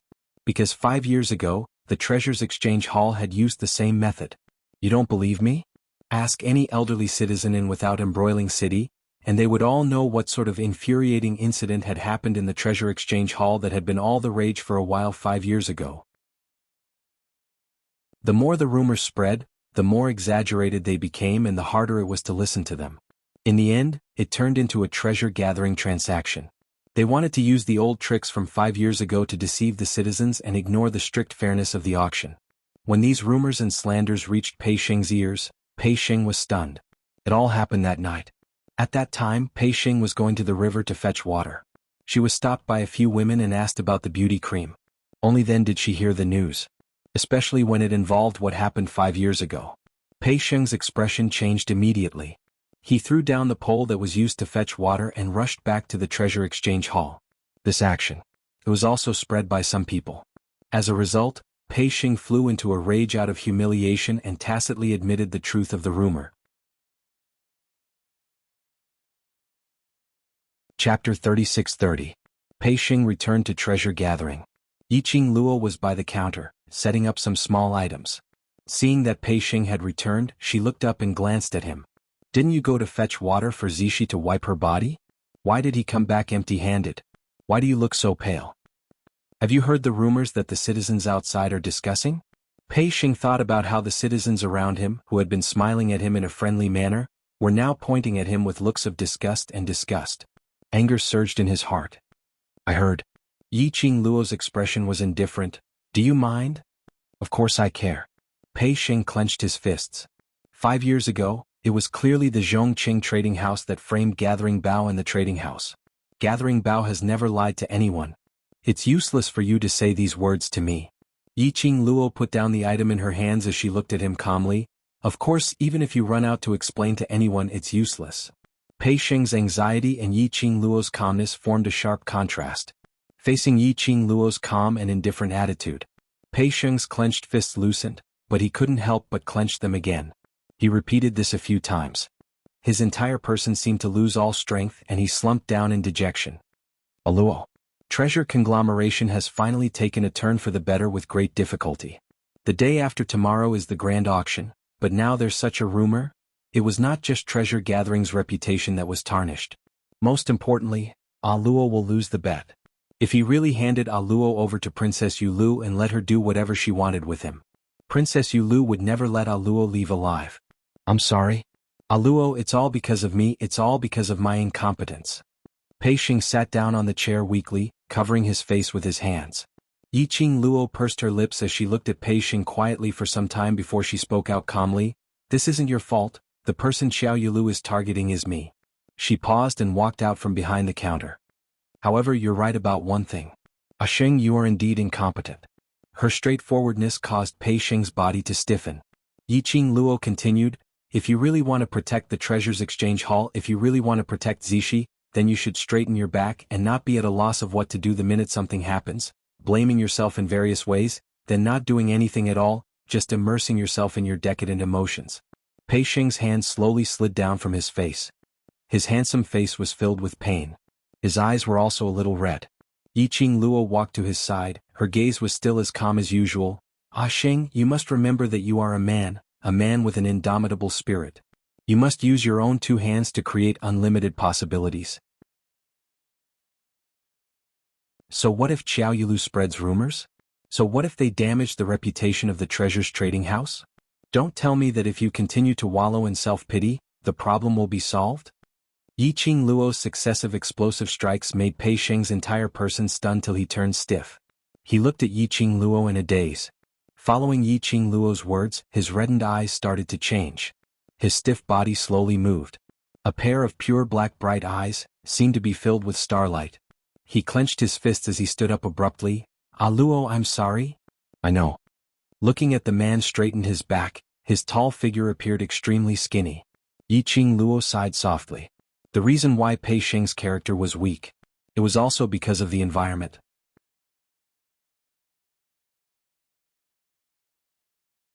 Chapter 36-31. He had grown up in the trading house since young. He personally witnessed the changes in the trading house. He personally witnessed his own kin drowning themselves in the river. And after taking over the trading house, he became the target of exclusion by the entire city. This had a huge impact on Pei Xing. What Yiqing Luo needed to do was to change him from the bottom of his heart. From the fact that Pei Xing wasn't affected by the spirit devourer formation. Pei Xing must have some secret on him. If Pei Xing could dig it out, this would be a good step forward for his future. What should I do? Pei Xing regained his spirits as he looked at Yiqing Luo. After the auction is over, I will have to leave without embroiling city. "Ah Xing, I can't help you with everything." Yiqing Luo patted his shoulder. Pei Xing was stunned. He wanted to ask Yiqing Luo to stay, but he was very clear in his heart. Yiqing Luo absolutely could not stay in without embroiling city. She still had to look for her fiancé. Pei Xing took a deep breath and calmed his thoughts. There's still one more day before the auction. We have to change everyone's opinion of treasure gathering by tomorrow. Especially, we have to make the citizens believe in the effects of the beauty ointment again. Yiqing Luo nodded. "What do you intend to do?" Seeing that Yiqing Luo had acknowledged what he said, Pei Xing's apprehensive heart relaxed. "Do you have any extra beauty cream?" "There's still one bottle. That was refined previously to be used for publicity." Pei Xing said, "Tomorrow I will use the topic of treasure gathering hall to explain the rumors and invite the citizens to the treasure gathering hall. Later I'll go find out that the ugly lady in without embroiling city will come over to test the effect of the beauty cream in public." This was equivalent to holding a press conference in the modern society. Yiqing Luo's lips curled slightly, apparently very satisfied with Pei Xing's suggestion. Seeing Yiqing Luo smile, Pei Xing's tensed body then relaxed as he asked apprehensively, "Ah Luo, is it alright if I do this?" His cautious look was like a student who was nervous and perturbed in front of the headmaster. Yiqing Luo nodded with a face full of smiles. "No problem, let's do this." Pei Xing's tensed face also relaxed. He thought of a way to deal with it. Pei Xing went to handle this matter. Yiqing Luo had no intention to interfere in this matter. After Pei Xing left, sitting by the side, the sloppy old Lai then looked at Yiqing Luo. "You had long guessed that Xiao Yulu would use this method to target you?" Yiqing Luo raised her brows. "You can say so. After all, this was the best solution. As long as it involved the incident from 5 years ago, not only would it make the citizens lose their yearning for the beauty cream, but it would also smear Ju Bao's name and make it unable to raise its head.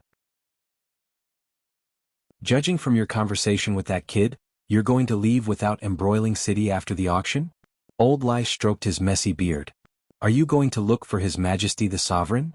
When Di Zun was mentioned, Old Lai intentionally widened his eyes, staring intently at Yiqing Luo's expression.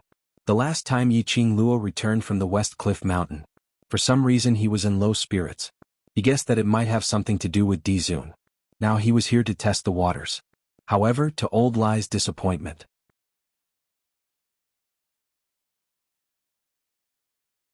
Chapter 36-32. Shadowless City isn't like without embroiling city. Old Lai retracted his gaze and leaned back in his chair. "If you go to Shadowless City without me, you might not even be able to enter the city gates." Yiqing Luo raised her brows. "Shadowless City is so cruel?" Old Lai nodded seriously. You'll know when you get there, I'm absolutely not exaggerating. Yiqing Luo glanced at the serious old Lai and rolled her eyes. Just say it if you want to follow me to Shadowless City. Alright, I want to follow you to Shadowless City. Old Lai continued to put on a serious face. Yiqing Luo? So direct. Then let's go together. In this unfamiliar place with a madman from the Hell Palace by her side, at least she wouldn't provoke any retards who came to make their presence known. She only wanted to go to Shadowless City to see DMO Xian, to confirm his physical condition. She really couldn't be bothered with other retards who came to find trouble. Most importantly, since the leader of the bloody mercenaries mentioned that she had never seen her in the Earth Realm, Yiqing Luo felt that she had to create an identity in the Earth Realm. Otherwise, if someone found out that she wasn't from the Earth Realm, she didn't have the qualification to ascend to the Earth Realm to prove that she was a cultivator from the lower realm. It would be easy for others to suspect her background. The next morning, the news of the press conference held by the Treasure Exchange Hall. Oh no! The Treasure Exchange Hall hosting the citizens of Without Embroiling City to explain the beauty ointment matter spread throughout the streets and alleys of Without Embroiling City. This popularity, compared to the publicity of the beauty ointment by the bloody mercenaries, the popularity created was several times more. Previously, only a bunch of ladies knew about the beauty ointment. But now, after Qiao Yilu's actions, basically, as long as one was in Without Embroiling City, they all knew about the beauty ointment and the Treasure Exchange Hall. The next day, everyone's topic was beauty ointment, Treasure Exchange Hall, etc. Listening to the streets and alleys, from 80 old people to 5-year-old children were discussing these topics. Even those who came to Without Embroiling City to participate in the auction were attracted by this topic. Qiao Yilu stood in the crowd, her face under the black veil was very ugly. She suddenly felt that she had just shot herself in the foot. Why did it seem like it was helping treasure gathering and facial beautifying ointment set off a wave of popularity? Is the beautifying cream really that magical? With just a touch, your skin will become smooth and supple without pimples or spots. I don't think that's possible. Didn't you say that Zhu Bao wanted to use the strategy from 5 years ago to deliberately make the skin beautifying cream look so magical to trick us into bidding at a high price? How can there be such a magical thing in this world? This is definitely just a publicity stunt. Treasure Gathering wants to give an explanation for the skin beautifying ointment. Why are we guessing here? Why don't we go and take a look? Let's go and see how Treasure Gathering Guild is going to explain itself. The citizens swarmed towards the direction of the Treasure Exchange Hall. Among the crowd, Qiao Yilu's face was dark. Her eyes were vicious like a venomous snake. Go. Let's go over and take a look. This Empress wants to see how Treasure Gathering can resolve the matter regarding the beautifying ointment. She spat out these words through gritted teeth, her tone extremely cold. At the entrance of the Treasure's trading house. At this moment, the 3 inner and 3 outer layers were filled with people. Chapter 36-33. At the main entrance of the Treasure Exchange Hall, Yiqing Luo specially used bamboo poles to form a square with the Treasure Exchange Hall's entrance as the distance. Within the boundary of the bamboo poles, there was a table and 2 chairs. The citizens stood outside the boundary of the bamboo poles and were not allowed to get close to it. Of course, when this bunch of citizens went crazy, they totally wouldn't care about the bamboo poles or not. So Yiqing Luo specially placed a chair at the corner of the bamboo poles. Lao Lai just sat there like a thorn in his flesh, with old Lai watching. The citizens were obviously more well-behaved. Originally they were still talking about yesterday's rumors, but they were all stuck in their throats. They were afraid that if they angered the Hell Palace's senior, they would be dealt with. The appointed time came. The Treasure Exchange's door opened. Pei Xing walked out from the Treasure Exchange. Following closely behind was Yiqing Luo and Xiao Yinyan. The 3 of them walked to the table and stood still. Pei Xing started to speak. The rough content was that yesterday the blood mercenary group used the beauty cream and felt that it was useful, so they praised it.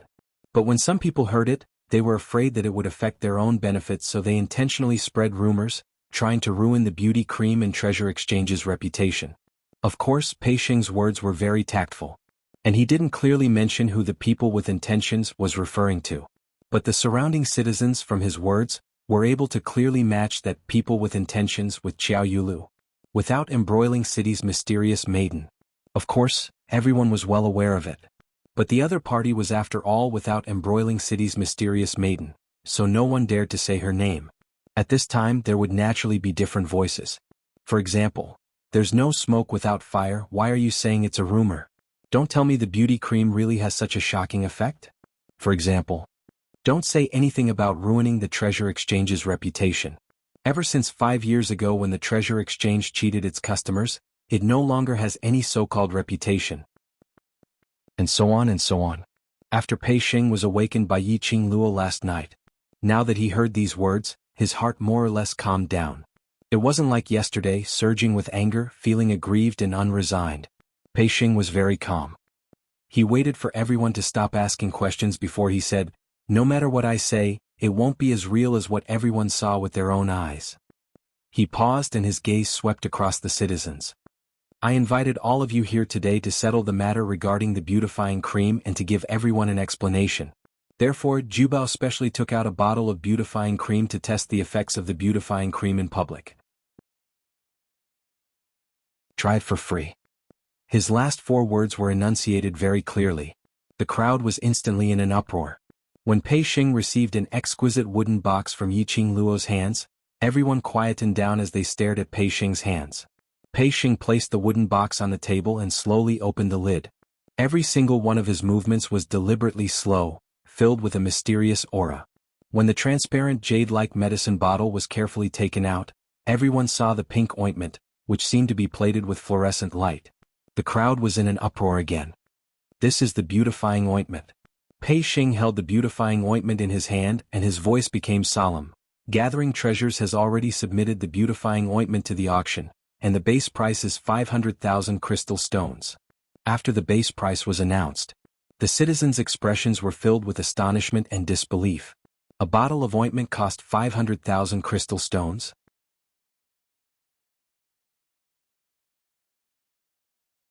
Chapter 36-34. One must know, such as beauty cream or rouge powder and so on. The quality was slightly better. Some of them had miraculous effects. At most 1,000 crystal stones was the maximum. Treasure Gathering actually opened 500,000 crystal stones? Who would go to bid for this? Only an idiot would bid for it. So in order to let everyone witness the effect of the beauty ointment, whether it's real or fake, and whether it has such a miraculous effect, it's equivalent to Treasure Gathering using 500,000 crystal stones to prove its name. Pei Xing seemed as though he didn't hear what the citizens were discussing. As though he didn't see the citizens' astonished and ridiculing expressions. He continued talking on his own. His tone was filled with pride. As though he had really taken out 500,000 crystal stones to prove Treasure Gathering's name. The citizens looked as though they were looking at an idiot. What 500,000 crystal stones? That's only worth 500,000 crystal stones if someone is willing to bid for it, all right. Yi Qing Luo saw that the atmosphere was just right. The citizens were all doubting Pei Xing's words. Yi Qing Luo coughed lightly as she smiled lightly. "Let's not talk too much, directly use actions to prove the effect of the beauty ointment. Now, may eldest young Master Qiao please invite our first test customer." When Xiao Yinyan heard that, he turned around and walked into Treasure Gathering. Not long later, he supported a petite figure who was covered in a cloak as he walked over. Xiao Yinyan helped the lady to sit on the chair. Yi Qing Luo walked to the lady's side as her slender fingers, placed on the edge of the cloak as she spoke with a smile, in order to prevent others from saying that these test customers are intentionally bribed by us Treasure Gathering, intentionally faking it. So, the guests we invite are those whom everyone has more or less heard of and know of. Her words fell. Yi Qing Luo suddenly lifted the black cloak which was covering the lady's face. Everyone's gazes congealed on the lady's face. When they saw the lady's face which was filled with scars, pitted and terrifying, they couldn't help but drew in a breath of cold air. Her face was filled with scars, and there wasn't a single part which was unscathed. The lady was stared at by everyone's eyes. She had been used to feeling inferior for a long time, and at this moment her face was burning as she couldn't sit still. Yi Qing Luo didn't want the lady to expose her shortcomings. When she found this lady, the woman already knew that she would be the target of everyone's gazes. That face of hers couldn't be any worse than that. He wanted to restore his appearance and change his face. The woman gritted her teeth and agreed to Pei Xing's request. He openly exposed his face in front of everyone's eyes. This young lady is the daughter of old Tofu Lu from the neighboring street. Due to an accident when she was young, her face was burned. Yi Qing Luo introduced, "I believe the neighbors on the neighboring street should be very familiar with this young lady. It wasn't just the neighbors who knew each other. Many citizens of Without Embroiling City knew that old Lu's tofu family's daughter had her face burned. Due to the disfigurement of his face, he was already 19 years old this year and had yet to be betrothed. She was an old lady who basically couldn't get married. He was sure that this woman was not lying. Pei Xing opened the bottle cap of the beautifying ointment and said to the woman, "Open your palm." The woman obeyed and opened her hands.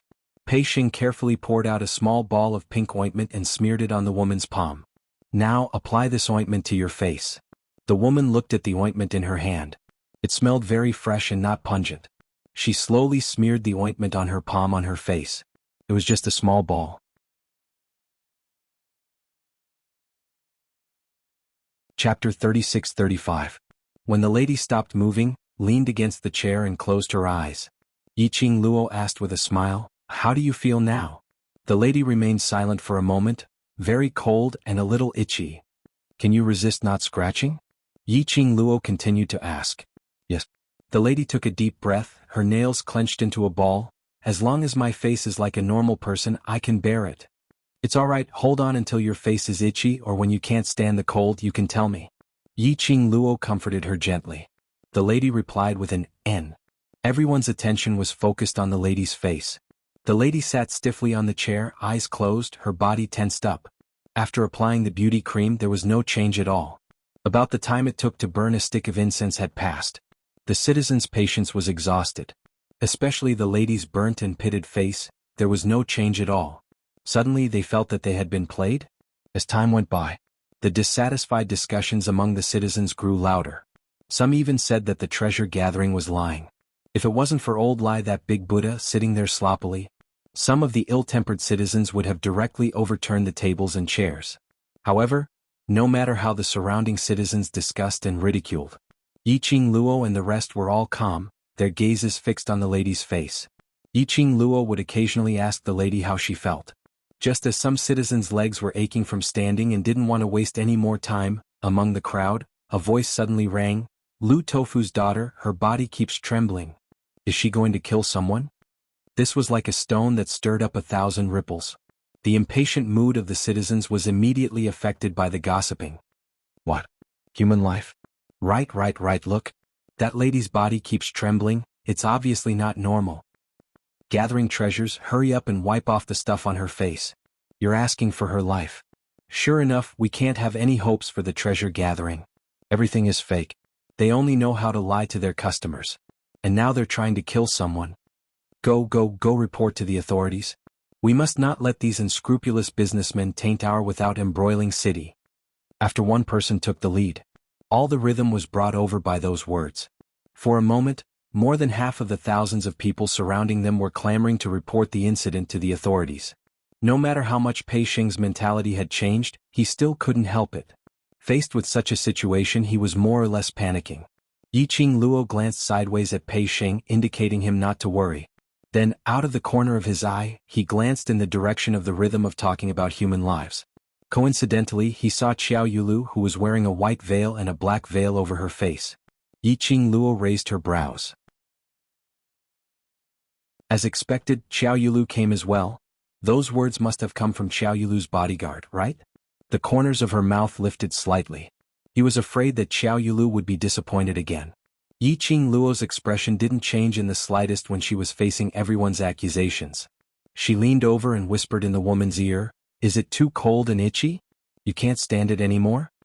The woman's voice trembled as she said, If I hold on a little longer, will I be able to recover better?"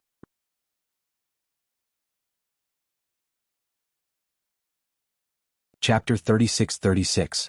Yiqing Luo paused and continued, "Although the longer you use the beauty cream, the better it will be for your face. But if you force yourself to endure it, there will be some effects." The lady's hand clenched tightly. She had been restraining herself from scratching her face. She remained silent for a while. Probably because she heard Yiqing Luo's words. Or probably because she couldn't hold it in any longer. She said in a trembling voice, I can't take it anymore." Yiqing Luo held the lady's hand and looked sideways at Qiao Yinyan. "Please help me get a basin of water. In order to avoid getting into trouble." Yiqing Luo specially asked Pei Xing to bring a basin of water by the side. Qiao Yinyan took the basin and scooped a basin of water over. Yiqing Luo supported the lady and touched the basin. "Now wash your face with water." The lady obeyed and bent over to wash her face.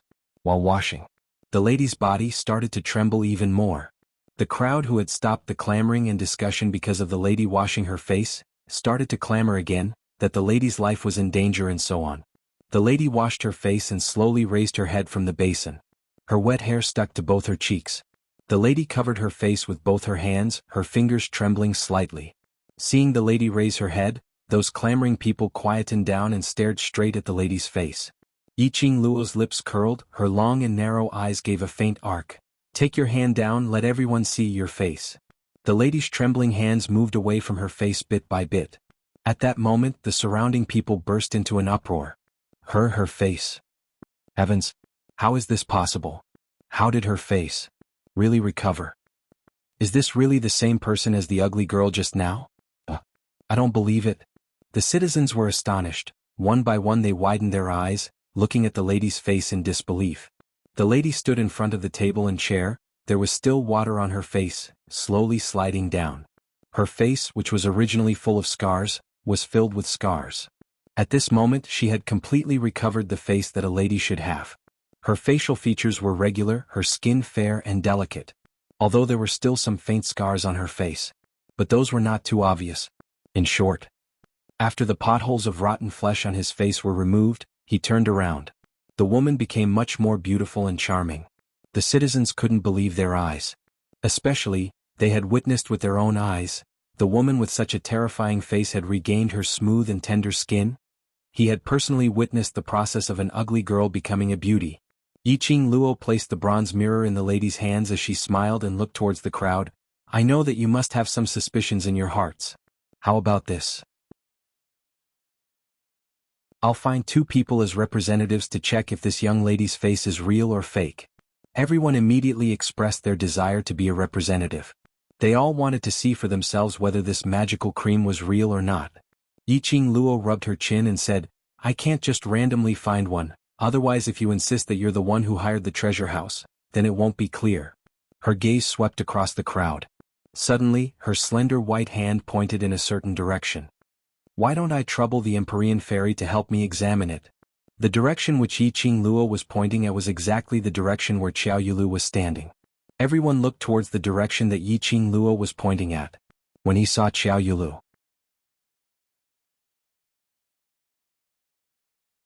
Chapter 36-37. Qiao Yulu's eyes were gloomy like a sharp blade as she stared coldly at Yiqing Luo. Yiqing Luo didn't seem to notice her steely expression as she smiled even more brilliantly. "Mysterious maiden, what do you think?" The hearts of the onlookers were thumping non-stop. They were very clear. The grudge between Bao and Princess Yulu. And they were very clear about the bet regarding the auction. Especially when the citizens were well aware of it. Yesterday's gossip was related to Princess Yulu. Now, Di Luo directly asked Princess Yulu to check on that lady's face, to see if it was real or fake, to check the authenticity of the beauty ointment. This meant that Di Luo had full confidence in the facial beauty ointment. As long as Princess Yulu confirmed that the lady's face had really recovered to normal skin, the efficacy of the beauty ointment was absolutely not fake. Under the hopeful gazes of the citizens, Qiao Yulu clenched her fists tightly as she walked out slowly under the escort of her guards. She raised her head slightly with an arrogant look as her voice was slightly cold. "How do you want me to check?" Yiqing Luo smiled as she shook her head. "Mysterious maiden, don't be anxious, we still need to find another one." Her gaze took a look at the crowd. She walked directly towards the front of the crowd, towards a plain-looking man who was about 40 years old. "Uncle Lu, can I trouble you to personally check on your daughter's face?" The citizens recognized him. That plain-looking man was old Tofu Lu, who sold tofu on the neighboring street. Old Tofu Lu's eyes stared intently at his daughter's face as his eyes were filled with agitation. Under Yiqing Luo's support, he trembled as he walked to the front of the lady. Old Tofu Lu first touched the lady's face. His action was obviously very light and careful, as though he was testing. He was afraid that if he was not careful, he would ruin his daughter's face, which had finally recovered. Under Yiqing Luo's guidance, old Tofu Lu's strength increased slightly. In the end, he confirmed that his daughter's face had indeed recovered to normal. Even the ordinary pinching and rubbing had the feeling of normal skin. Old Tofu Lu was so agitated that tears fell down on the spot. looking at the father and daughter pair crying together. Everyone's hearts had more or less believed in the beauty ointment's efficacy. Yiqing Luo smiled as she looked at Xiao Yulu. Mysterious maiden can also touch Miss Lu's face personally. Xiao Yulu's face darkened. She was the one who had personally used the facial cream. The beauty cream could even restore her face, which had already been corroded. Not to mention an ordinary burn. Di Luo had purposely asked her to come out at this time to check if it was real. It was obvious that he was deliberately making things difficult for her. Xiao Yulu's eyes sunk coldly as she gritted her teeth and stared at Yiqing Luo. You clearly said yesterday that there's only 10 bottles of beauty cream left. Yiqing Luo blinked her eyes as she gave an innocent smile. That's right, there were indeed only 10 bottles yesterday. But yesterday's rumors and slanders had a huge impact on our treasure gathering, so I can only try my best to refine another bottle of beauty ointment to clear up our treasure gathering's name. She paused for a moment and her long and narrow eyes curved, revealing a hint of mischief. After all, this is the cream that even the Empyrean fairy wants. If I were to be influenced by the gossip, wouldn't that be mocking the taste of the Empyrean fairy? Ew. Are you fooling me? Xiao Yulu was so infuriated by Yiqing Luo's words that she almost threw up blood.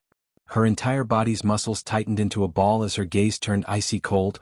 Leave the rest of that bottle of beauty cream to me. I will testify on behalf of that ugly woman.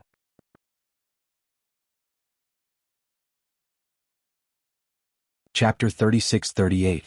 Xiao Yulu's eyes turned cold. Yiqing Luo continued to smile.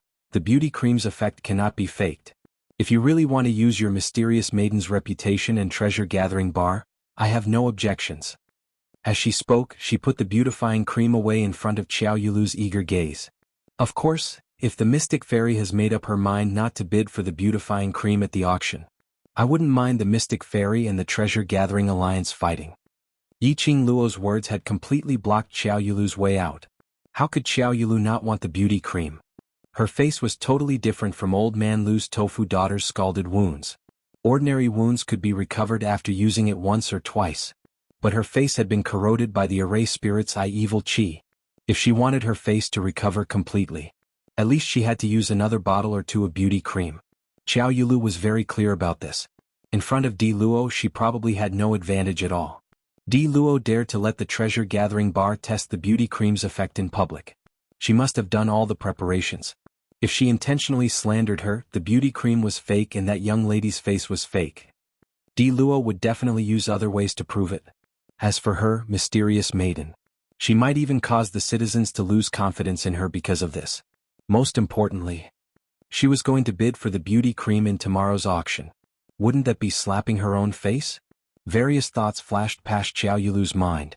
She couldn't help but clenched her fists. Slut. She was obviously determined to get the beauty cream no matter what. She intentionally schemed and forced her. However, for her own face, Xiao Yulu had no choice but to compromise. Suddenly, she heard a young lady pretending to be surprised. Xiao Yulu frowned as she stared at the young lady. But she saw the young lady's burning gaze staring at her face with one hand propping up her chin. Her long and narrow eyes were smiling in surprise. Even though the young lady was wearing a white veil, Xiao Yulu could see the young lady's pink lips under the veil, curling into a ridiculing smile. Xiao Yulu's heart trembled. The young lady's following words were definitely not something nice. Just as he was about to open his mouth and stop talking to Yiqing Luo. However, the young girl was the first to speak. That's strange. The beautifying cream I left for Mystic Fairy that day should be enough for you to use until the auction. Why did you come to the gathering of treasures yesterday and ask me for the beautifying cream? Yiqing Luo's voice wasn't loud, but it was not small either. At the very least, the people at the front could hear it clearly. Immediately, the hearts of the citizens began to become active. Most people had heard that Princess Yulu had personally gone to treasure gathering to ask for the beautifying cream. But later there were rumors that Princess Yulu went to Treasure Gathering Hall because Treasure Gathering Hall wanted to deceive its customers again. She wanted to persuade Treasure Gathering Hall to hand over the beautifying ointment so as to avoid harming others and herself. However, from Di Luo's words, it seemed like the truth wasn't like this. Did Princess Yulu use beauty cream before? And he even asked Di Luo for some beauty cream? Listening to the discussions of the citizens, Yi Zichen's eyes lit up. Xiao Yulu's face under the veil was so dark that it was scary. Her venomous gaze stared coldly at Yiqing Luo. Yiqing Luo remained unmoved as she blinked her eyes and looked at the maidservant Kai Dai, who shrunk her head and legs as she stood beside Xiao Yulu. A sliver of understanding flashed past her eyes. She leaned forward slightly and got close to Xiao Yulu's ear as she laughed softly. Surely Mystic Fairy didn't intentionally destroy Kai Dai's face to test if the beautifying cream is effective, using her face to test the beautifying cream, right? As her words fell, Yi Zichen's expression changed.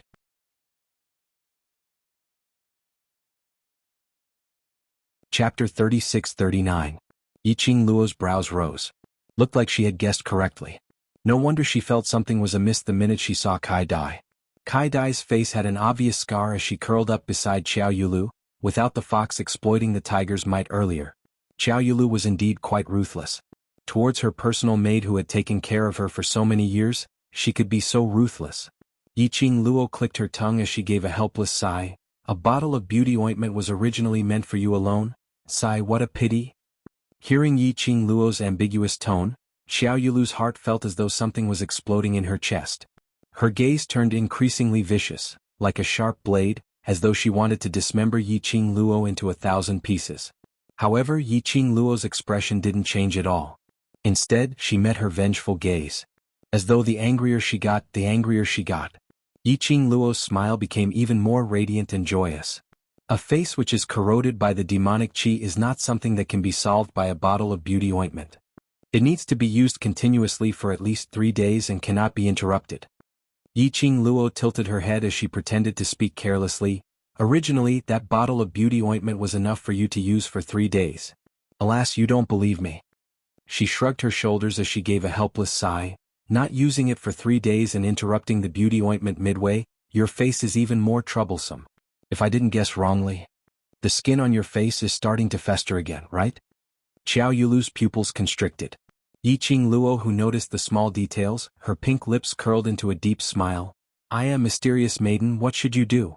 Is your face more important or is it more important? This is really a difficult choice. Xiao Yulu was so infuriated that she wanted to vomit blood. How would she not understand the meaning behind Yiqing Luo's words? Di Luo, don't be complacent too early. She gritted her teeth as she spat out these few words, flicked her sleeves and turned around to leave. The group of guards behind him immediately followed suit. Yiqing Luo waved towards the direction where Xiao Yulu left. Mysterious maiden, remember to come to tomorrow's auction, I'll be waiting for your good news. Xiao Yulu almost staggered. When Xiao Yulu's figure completely disappeared on both sides of the street. Only then did the citizens dare to speak. Why did Princess Yulu leave without saying anything? Aren't you going to check the face of old Lu's Tofu's daughter? What does Princess Yulu mean by this? The conversation between Xiao Yulu and Yiqing Luo. Other than those words which Yiqing Luo intentionally let the surrounding citizens hear. As for the other words, Yiqing Luo intentionally suppressed her voice.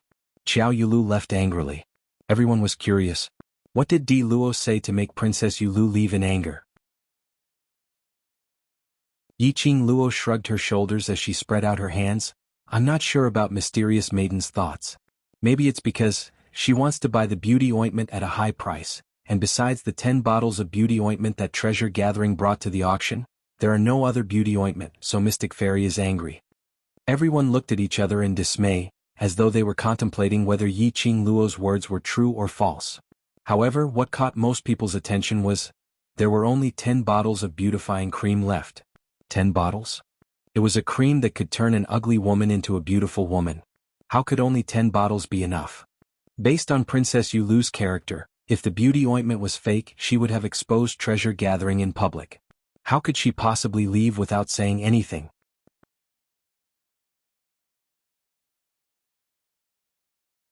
Chapter 36-40. Everyone in Without Embroiling City knew. The day Princess Yulu returned to Without Embroiling City, she started a feud with a woman called Di Luo. The two of them even made a life and death bet because of the treasure gathering exchange. Moreover, there was the matter of treasure gathering being smeared by a series of rumors and slanders yesterday. It was obviously Princess Yulu's doing. If the beauty ointment was fake. If the father-daughter duo colluded with the treasure gathering exchange to put on a show. Princess Yulu would definitely take this opportunity to make things difficult for them. So, the beauty ointment of the treasure gathering exchange was definitely authentic. Especially when Princess Yulu personally asked for the beauty ointment, it was definitely true. As a result, The citizens were looking forward to the beauty ointment even more. There were even people who booked future beauty ointment with the treasure-gathering exchange. The rumors that smeared the treasure-gathering exchange seemed to be unable to extinguish the citizens' yearning for the beauty ointment. When Xiao Yulu heard the news about the beauty ointment, she was so angry that she vomited blood on the spot. She was so angry that she vomited blood. She originally wanted to use the rumors to smear the treasure-gathering exchange and make Di Luo's plan fail.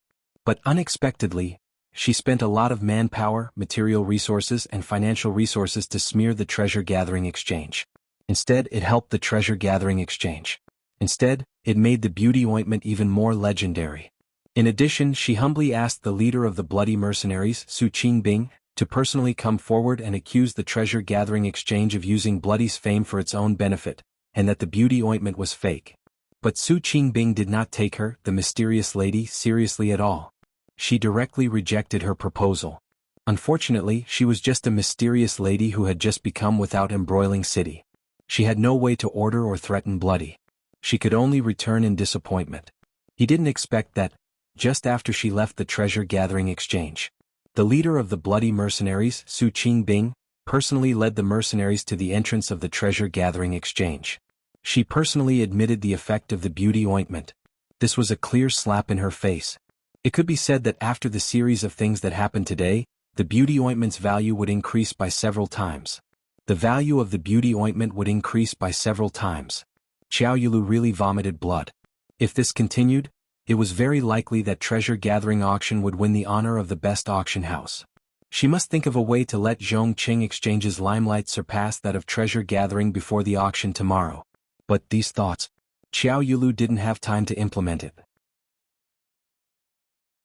The reason for that was because the Qiao family's master just so happened to see him vomiting blood.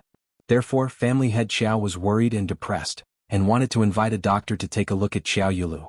Xiao Yulu was impatient and wanted to go to the Zhongqing trading firm.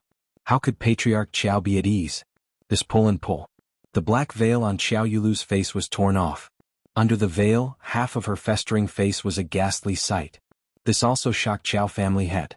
Yi Qing Luo had heard these things from Qiao Yinyan's mouth. It was said that Xiao Yulu's disfigured smile had spread throughout the entire Qiao residence. Xiao Yulu was forced to stay in the room to rest. Many doctors surrounded Xiao Yulu's room and studied her face.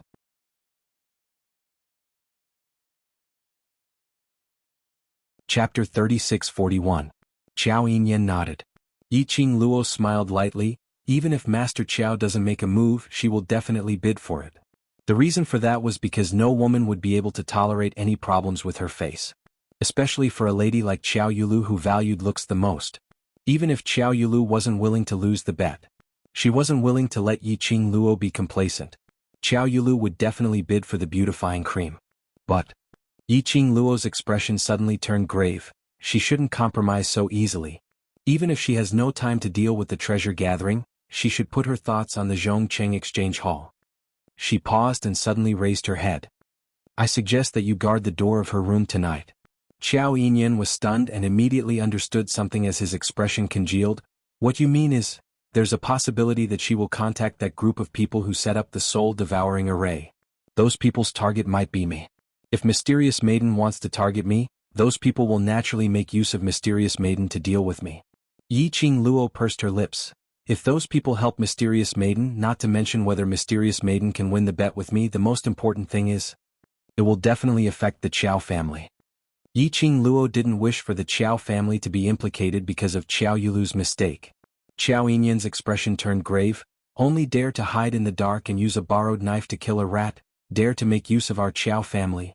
I will explain this matter to father and send more people to watch over Princess Yulu, to prevent Palace Mistress Yulu from contacting those people. Yi Qing Luo curled her lips at him. You don't have to be too nervous, perhaps I'm thinking too much. Just in case, we still need to pay attention. To be able to create a sinister array with a formation core spirit in the West Cliff Mountain, the other party's ability was definitely not weak. But why didn't they dare to show themselves? Instead they used this method to hide in the dark and pay attention to them. This made one have no choice but to guard against them. Qiao Yinyan stood up with a heavy expression as he prepared to leave the treasure-gathering exchange hall. Looking at Qiao Yinyan's back view, Yi Qing Luo's eyelashes fluttered as she suddenly said, Yinyan, it seems? You've never asked why. Xiao Yinyan stopped in his tracks. After a moment of silence, he turned around. Yiqing Luo met his gaze and spoke out softly, "You should be able to guess that those people's identities and abilities aren't weak. Aren't you curious why they would target me when I'm just an ordinary person?" It seemed like ever since she met Xiao Yinyan, no matter what happened to her, Xiao Yinyan was not curious even once. If it was her, she would definitely be suspicious. It was just like, after she saw that Pei Xing was not affected by the soul-devouring array, she had some speculations about Pei Xing. However, Xiao Yinyan had never been surprised by what had happened to her. A warm smile slowly appeared on Xiao Yinyan's handsome face. It made her elegant face look even more ethereal. His thin lips moved and he said word by word with a smile, "When you are willing to speak, I will listen. In short, I believe you." Yiqing Luo was stunned. Xiao Yinyan had an inexplicable good impression of her. And a few times of unconditional help. She really couldn't understand Xiao Yinyan's feelings for her. She said that Xiao Yinyan liked her. But to tell the truth, she really didn't feel that Xiao Yinyan liked her. If she said that he didn't.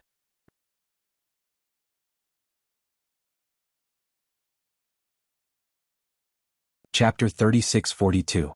Yiqing Luo sighed. You can't guess a man's thoughts. No matter how you guessed, you wouldn't be able to guess. Then we'll talk about it when I feel like it. Yiqing Luo waved her hand weakly at him. Go keep an eye on your sister. I'll go take a look at Zishi's situation. Forget it, it's better not to ask.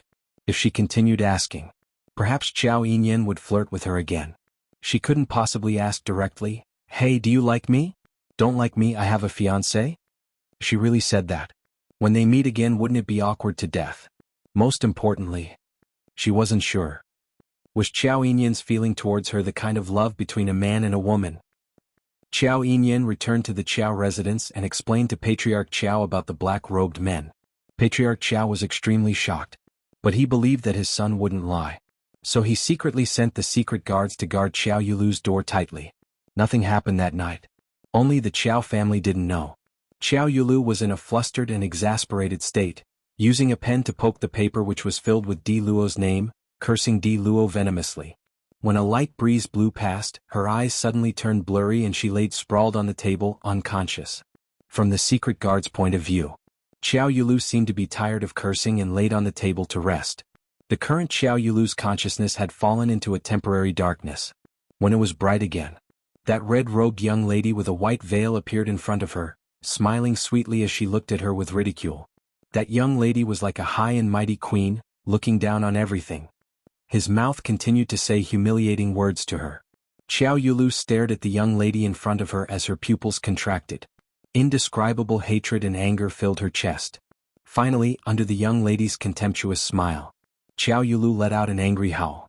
Her fists clenched tightly as she punched towards the young lady's face. Bam! The young lady was punched onto the ground. However, that radiant and enchanting face was still sneering at him.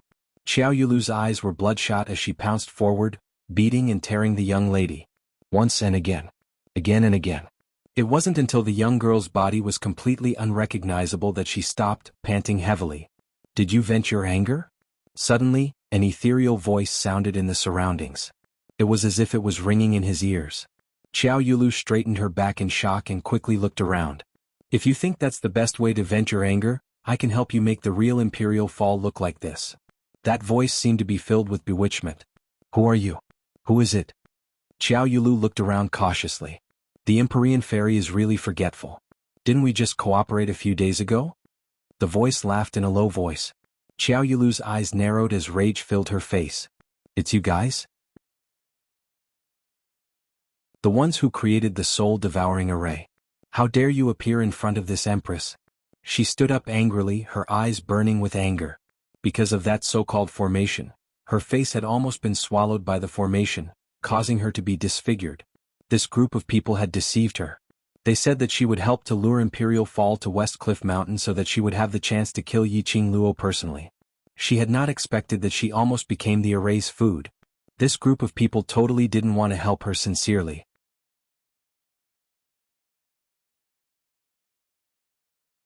Chapter 3643. In the face of Xiao Yulu's anger, the voice chuckled in a low voice. The laughter was sinister and cold. Xiao Yulu was so infuriated that her chest heaved up and down as her eyes turned red. What are you laughing at? Why must mysterious maiden be angry? Haven't we agreed right from the start that we are only making a deal? That voice said calmly, I'll help you lure that woman into the West Cliff Mountain. Whether you can kill her or not will depend on your own ability. That voice paused for a moment as its tone was filled with ridicule and ridicule. Your ability is not up to par, don't tell me you blame us? Xiao Yulu's face flushed red as she gritted her teeth and roared, You're obviously the one who lied to me. Didn't you tell me that that's the soul-devouring array? If it wasn't for the fact that I have the protective talisman which Ling Long Palace Lord had passed to me, I would have died in that array. Her face, which was as beautiful as a flower and as beautiful as a fairy, would not have turned into such a state. She wouldn't lower herself to get the beauty cream from Yiqing Luo's hands. All of this was because of this group of people. They actually dared to appear. And even wanted to make use of her. That voice laughed sinisterly, Oh? Really? Even if we tell you that's the soul-devouring array, will you really give up the only chance to kill that woman personally and not step into the soul-devouring array?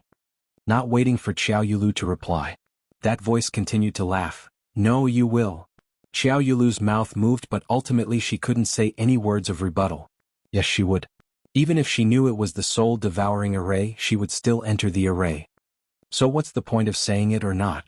Anyway, it won't affect your decision, right? The voice chuckled again. Xiao Yulu's brows creased tightly as she felt that something was amiss. But she felt that what that voice said seemed to make sense. Not waiting for Xiao Yulu to think carefully, that voice rang again. I have a deal here, do you want to do it? Xiao Yulu pursed her lips as she hesitantly scanned the surroundings. It was a patch of gray and she couldn't sense any other signs of life. But that voice seemed as though it was right beside her ears. She pondered for a moment as if she was thinking about the other party's purpose.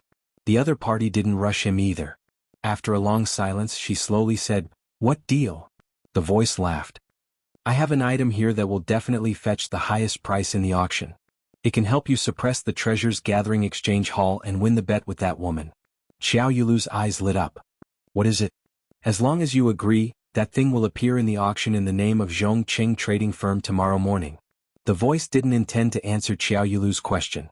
Xiao Yulu furrowed her brows. How can I believe you? You can only choose to believe. The voice lowered its voice and revealed a trace of bewitching intent. Could it be that, you don't want the treasure gathering to fail and you don't want that woman to crawl beneath your feet? Just like that. A voice sounded in the direction of the voice. Xiao Yulu subconsciously looked in the direction of the young girl whom she had just beaten up. The girl in red fell to the ground, battered and battered. Xiao Yulu's eyes narrowed as a blazing flame spread in her eyes. Fine. I can believe you guys one more time. Then, what do you want me to do?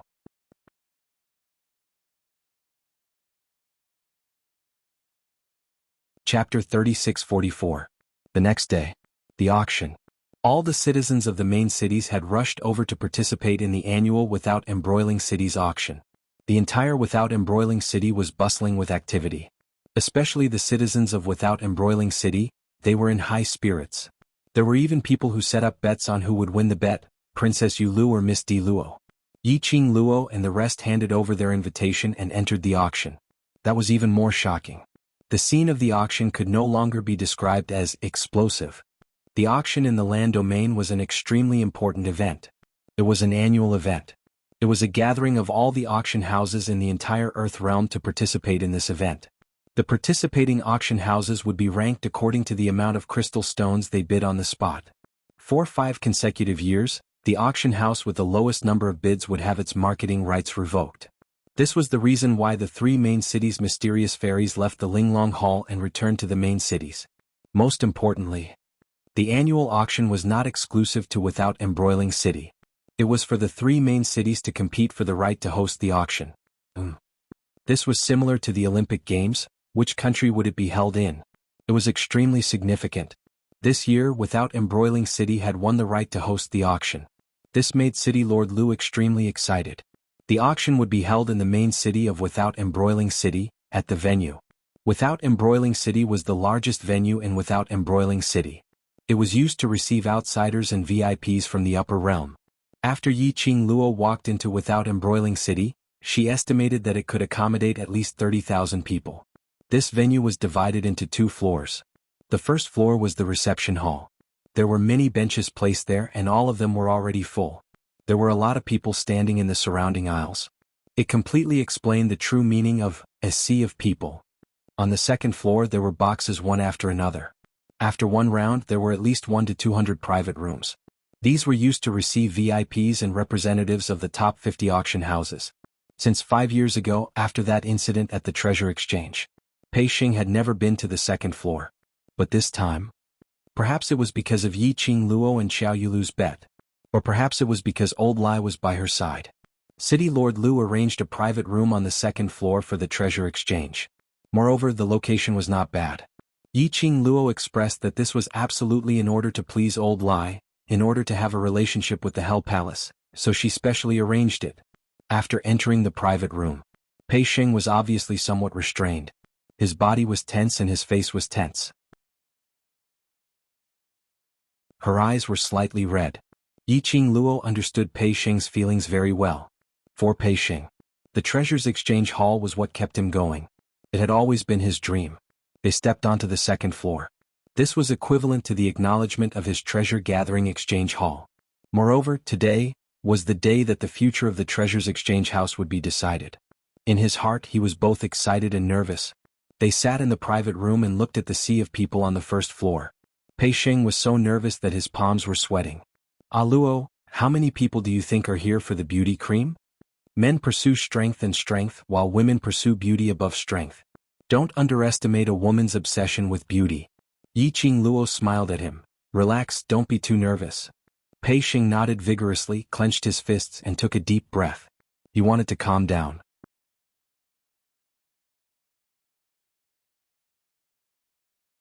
Chapter 3645. The more he tried to calm down, the more anxious he felt. There was a trace of embarrassment on Pei Xing's handsome face. I'm going out for a walk. I'll be back soon." Looking at the embarrassed look in the man's eyes, Yi Qing Luo knew that too. This kid was probably so nervous that he wanted to go to the toilet. However, the door of the private room was just closed. Yi Qing Luo heard an extremely sharp and unkind voice coming from outside the door. "Yon, isn't this Boss Pei?" Then a few mocking laughs rang out. Judging from the laughter, there were about 4 people. Yi Qing Luo raised her brows. From his tone, it was obvious that he was here to cause trouble. She waved her sleeve. A surge of profound energy slightly opened and closed the door. Yi Qing Luo saw Pei Xing standing at the entrance and in front of him were 4 wealthy-looking young men dressed in brocade robes. Pei Xing didn't want to bother with him. He turned around and was about to return to the private room. However, one of them reached out and stopped Pei Xing. He smiled and said, "Boss Pei, don't be in such a hurry to leave. We haven't seen each other for a long time. Aren't you going to greet an old friend?" The other 3 immediately surrounded Pei Xing. Trapped in the middle, Pei Xing lowered his head and tensed up. "I have nothing to say to you." "Yo, Boss Pei, you sure talk big." The man clicked his tongue and laughed. "I heard that treasure gathering house has climbed up the ladder and is preparing to win the honor of the best auction house in this auction. Is that why you're so proud of yourself?"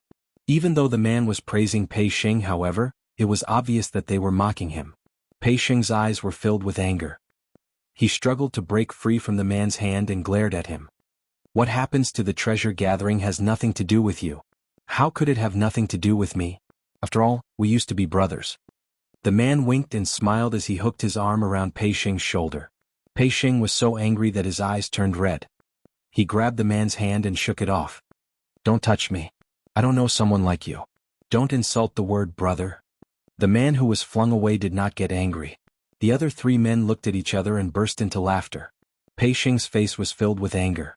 However, he also knew that the auction was just around the corner, and he couldn't allow anything to go wrong at this moment. He suppressed his anger and looked at the person in front of him. "Get out of the way." The man who was pushed away came forward with a cheeky smile. "Tsk, after 5 years, Boss Pei can finally come to the second floor of the auction again. Is it because City Lord Lu feels that after today the signboard of the treasures trading house will be taken down, and he feels pity for you, so he is giving you one last chance to sit in the box on the second floor?" Young Master Wang's words? That's true. How can a trashy auction house like Treasure Gathering be qualified to sit in our private room on the second floor? Isn't that lowering the status of our second floor? Right. We're all auction houses that are ranked in the top 50. The owner of a trashy auction house wants to sit with us? Is he looking down on us? Let's ask City Lord Lu what this means. When the men heard this, they cooperated and sang together. He even looked at Pei Sheng with disdain. What right does a person like you have to stand here? Do you still want to learn from your father's trick from 5 years ago? Fooling all the guests like fools? You don't want to learn anything, but you have to learn from your father, that liar. The 3 men kept humiliating him with words.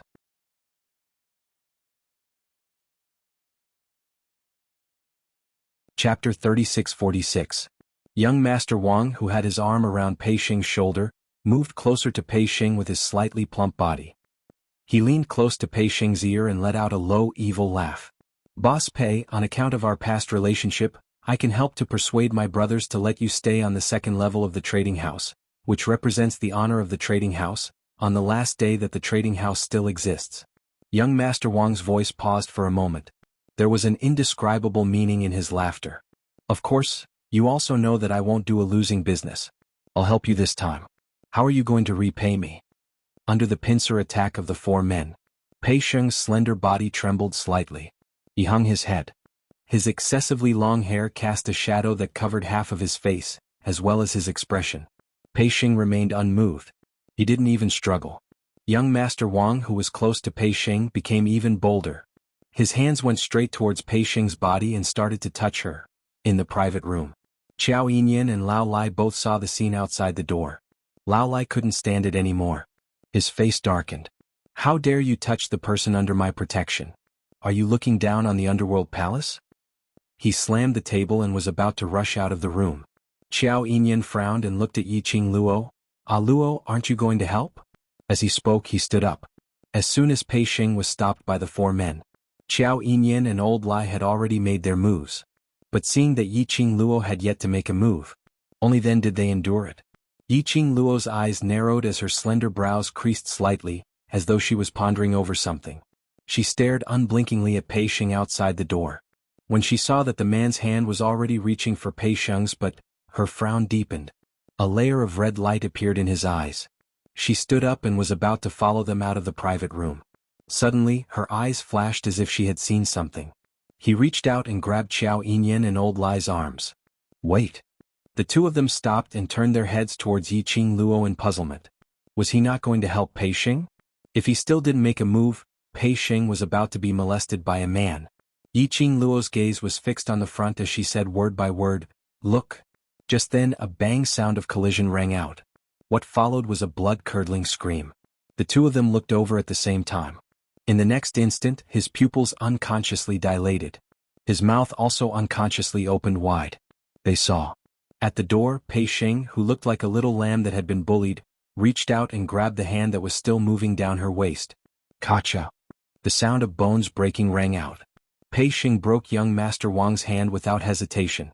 Then he raised his leg and kicked young Master Wang in the stomach. Young Master Wang let out a blood-curdling scream as he was sent flying and crashed heavily into the door of the private room. The other 3 men were startled. He didn't expect Pei Sheng to make a move. Furthermore, it possessed such great power. He was still in a daze. Another man was punched directly in the face. The tip of his nose turned sour, and a stream of heat flowed down continuously. Following that, Pei Sheng executed another set of beautiful and smooth fighting moves and pressed the other 3 men onto the ground. That battle power was really dumbfounding. Even Old Lai and Qiao Yinyan, who had been interacting with Pei Sheng these few days, were shocked. Is this Brother Pei? Qiao Yinyan asked in shock.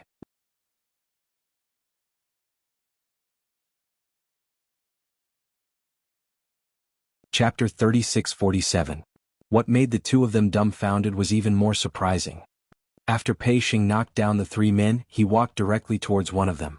He pulled that man who was crying out in pain and punched that man's face. Left and right, punch after punch. As though he wanted to beat that man to death. That man was originally still able to cry out miserably as he struggled to break free from Pei Sheng.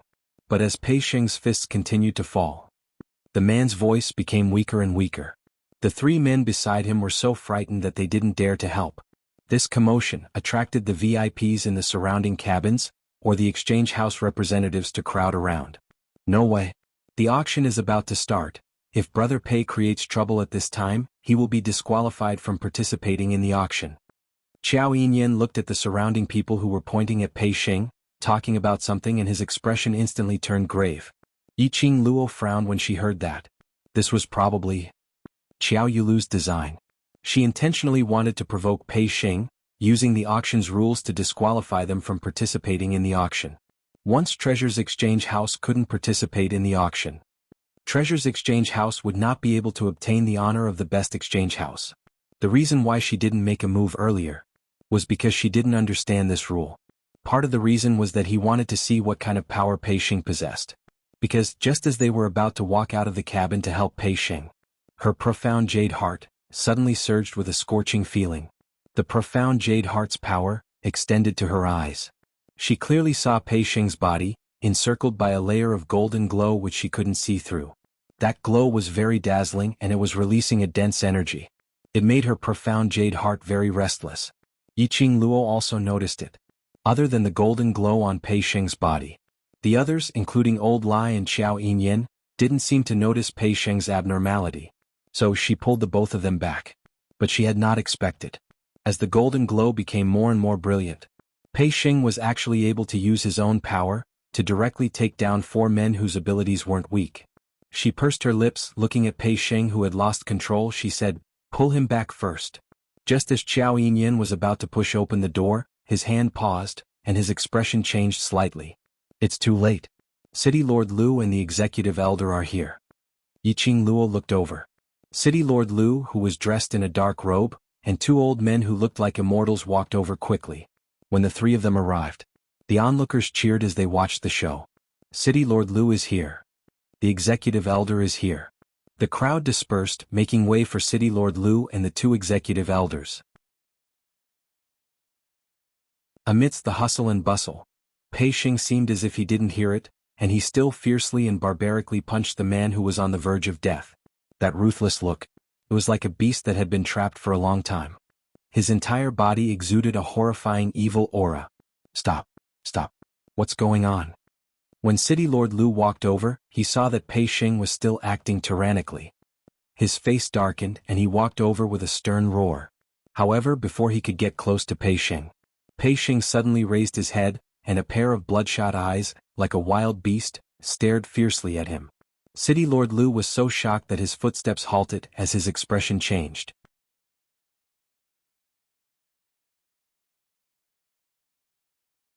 Chapter 3648. Pei Xing's action was obviously challenging the authority of the Executive Elder and Governor Lu. Under the watchful eyes of the crowd, their faces darkened. Pei Xing half knelt on the ground, one hand holding the man's collar, his fist full of blood. As he raised his head, his eyes were bloodshot as he glared at the person in front of him. It was as if he did not hear their words at all. The 2 Executive Elders looked at each other. Suddenly, he clenched his hands into fists and simultaneously moved towards Pei Xing's left and right. His fingers were like eagle claws as he grabbed Pei Xing's shoulders. A golden light flashed in Pei Xing's eyes. The vicious aura of a trapped beast became more and more intense. The crowd could not help but sigh. Obviously, he was going to fight with the Executive Elder. Tsk. They did not know which trading house dared to ignore the Executive Elder of the auction and even fight with him. There was such a wonderful show in this year's auction. It was a worthwhile trip. Just as the 2 Executive Elders approached Pei Xing's aura surged. Suddenly a hurricane came. Then a white figure appeared in front of Pei Xing, blocking his way. One on the left and one on the right, it held the arms of the Executive Elder. At the same time, a sweet voice sounded, "Executive Elder and Governor Lu, please forgive me." Everyone looked in the direction of the voice. A figure that looked like a raging flame slowly approached Pei Xing. The girl's red clothes were burning like fire. She had an outstanding temperament, and her every move revealed an aura that made people feel pressured. When everyone wanted to see the girl's face, it was covered by a white veil. However, the white veil was half covered, which made the girl more beautiful and unparalleled. "Miss, be careful of that person. He's not normal." Someone reminded the girl who was approaching Pei Xing out of good intentions. However, in the next moment, his eyes widened in shock. The girl slowly walked to Pei Xing's side, bent down slightly, and covered Pei Xing's head with her slender white hand. The aura of the man who was like a trapped beast was calmed down bit by bit. In the blink of an eye, the ruthless man had already let go of his hand. He swayed his body and got up. When Pei Xing left the man who was violently beaten to death, a few men at the side immediately rushed forward and dragged him to the side. While dragging, he stared at Pei Xing cautiously. He made sure that Pei Xing didn't do anything. Only then did he feel relieved. Everyone's gaze fell on the young girl in unison. He seemed to be thinking about the girl's identity. Look at that man who was a head taller than the young girl. Just now, he was so fierce that even City Lord Lu didn't dare to approach him. At this moment, it was like an obedient pet, standing obediently behind the young girl. Let go of me. Suddenly, an angry voice broke everyone's suspicions about the young girl. He shifted his gaze. Only then did he realize that just now, when the two executive elders wanted to hold Pei Xing down and stop him from hurting more people, Pei Xing's expression suddenly changed. It seemed like he had been intercepted? A single person intercepting two executive elders? How could they not pay attention to such a shocking thing? It seemed like, ever since the red-clothed girl appeared, all of their attention was involuntarily focused on the young girl. That red-clothed girl was simply poisonous. Everyone's gaze fell on the person who intercepted her. That person was wearing a gray robe that hung loosely on his body. His hair was neatly combed, but still a little messy. You're tuning in to the Han Li's Wuxia Adventures YouTube channel. We're so grateful for your support, and don't forget to subscribe to join us on this incredible journey through captivating stories. Your generosity through donations truly makes a world of difference, as it's the primary source of revenue that allows me to expand and enhance this channel for you. Thank you from the bottom of my heart for being a part of this adventure.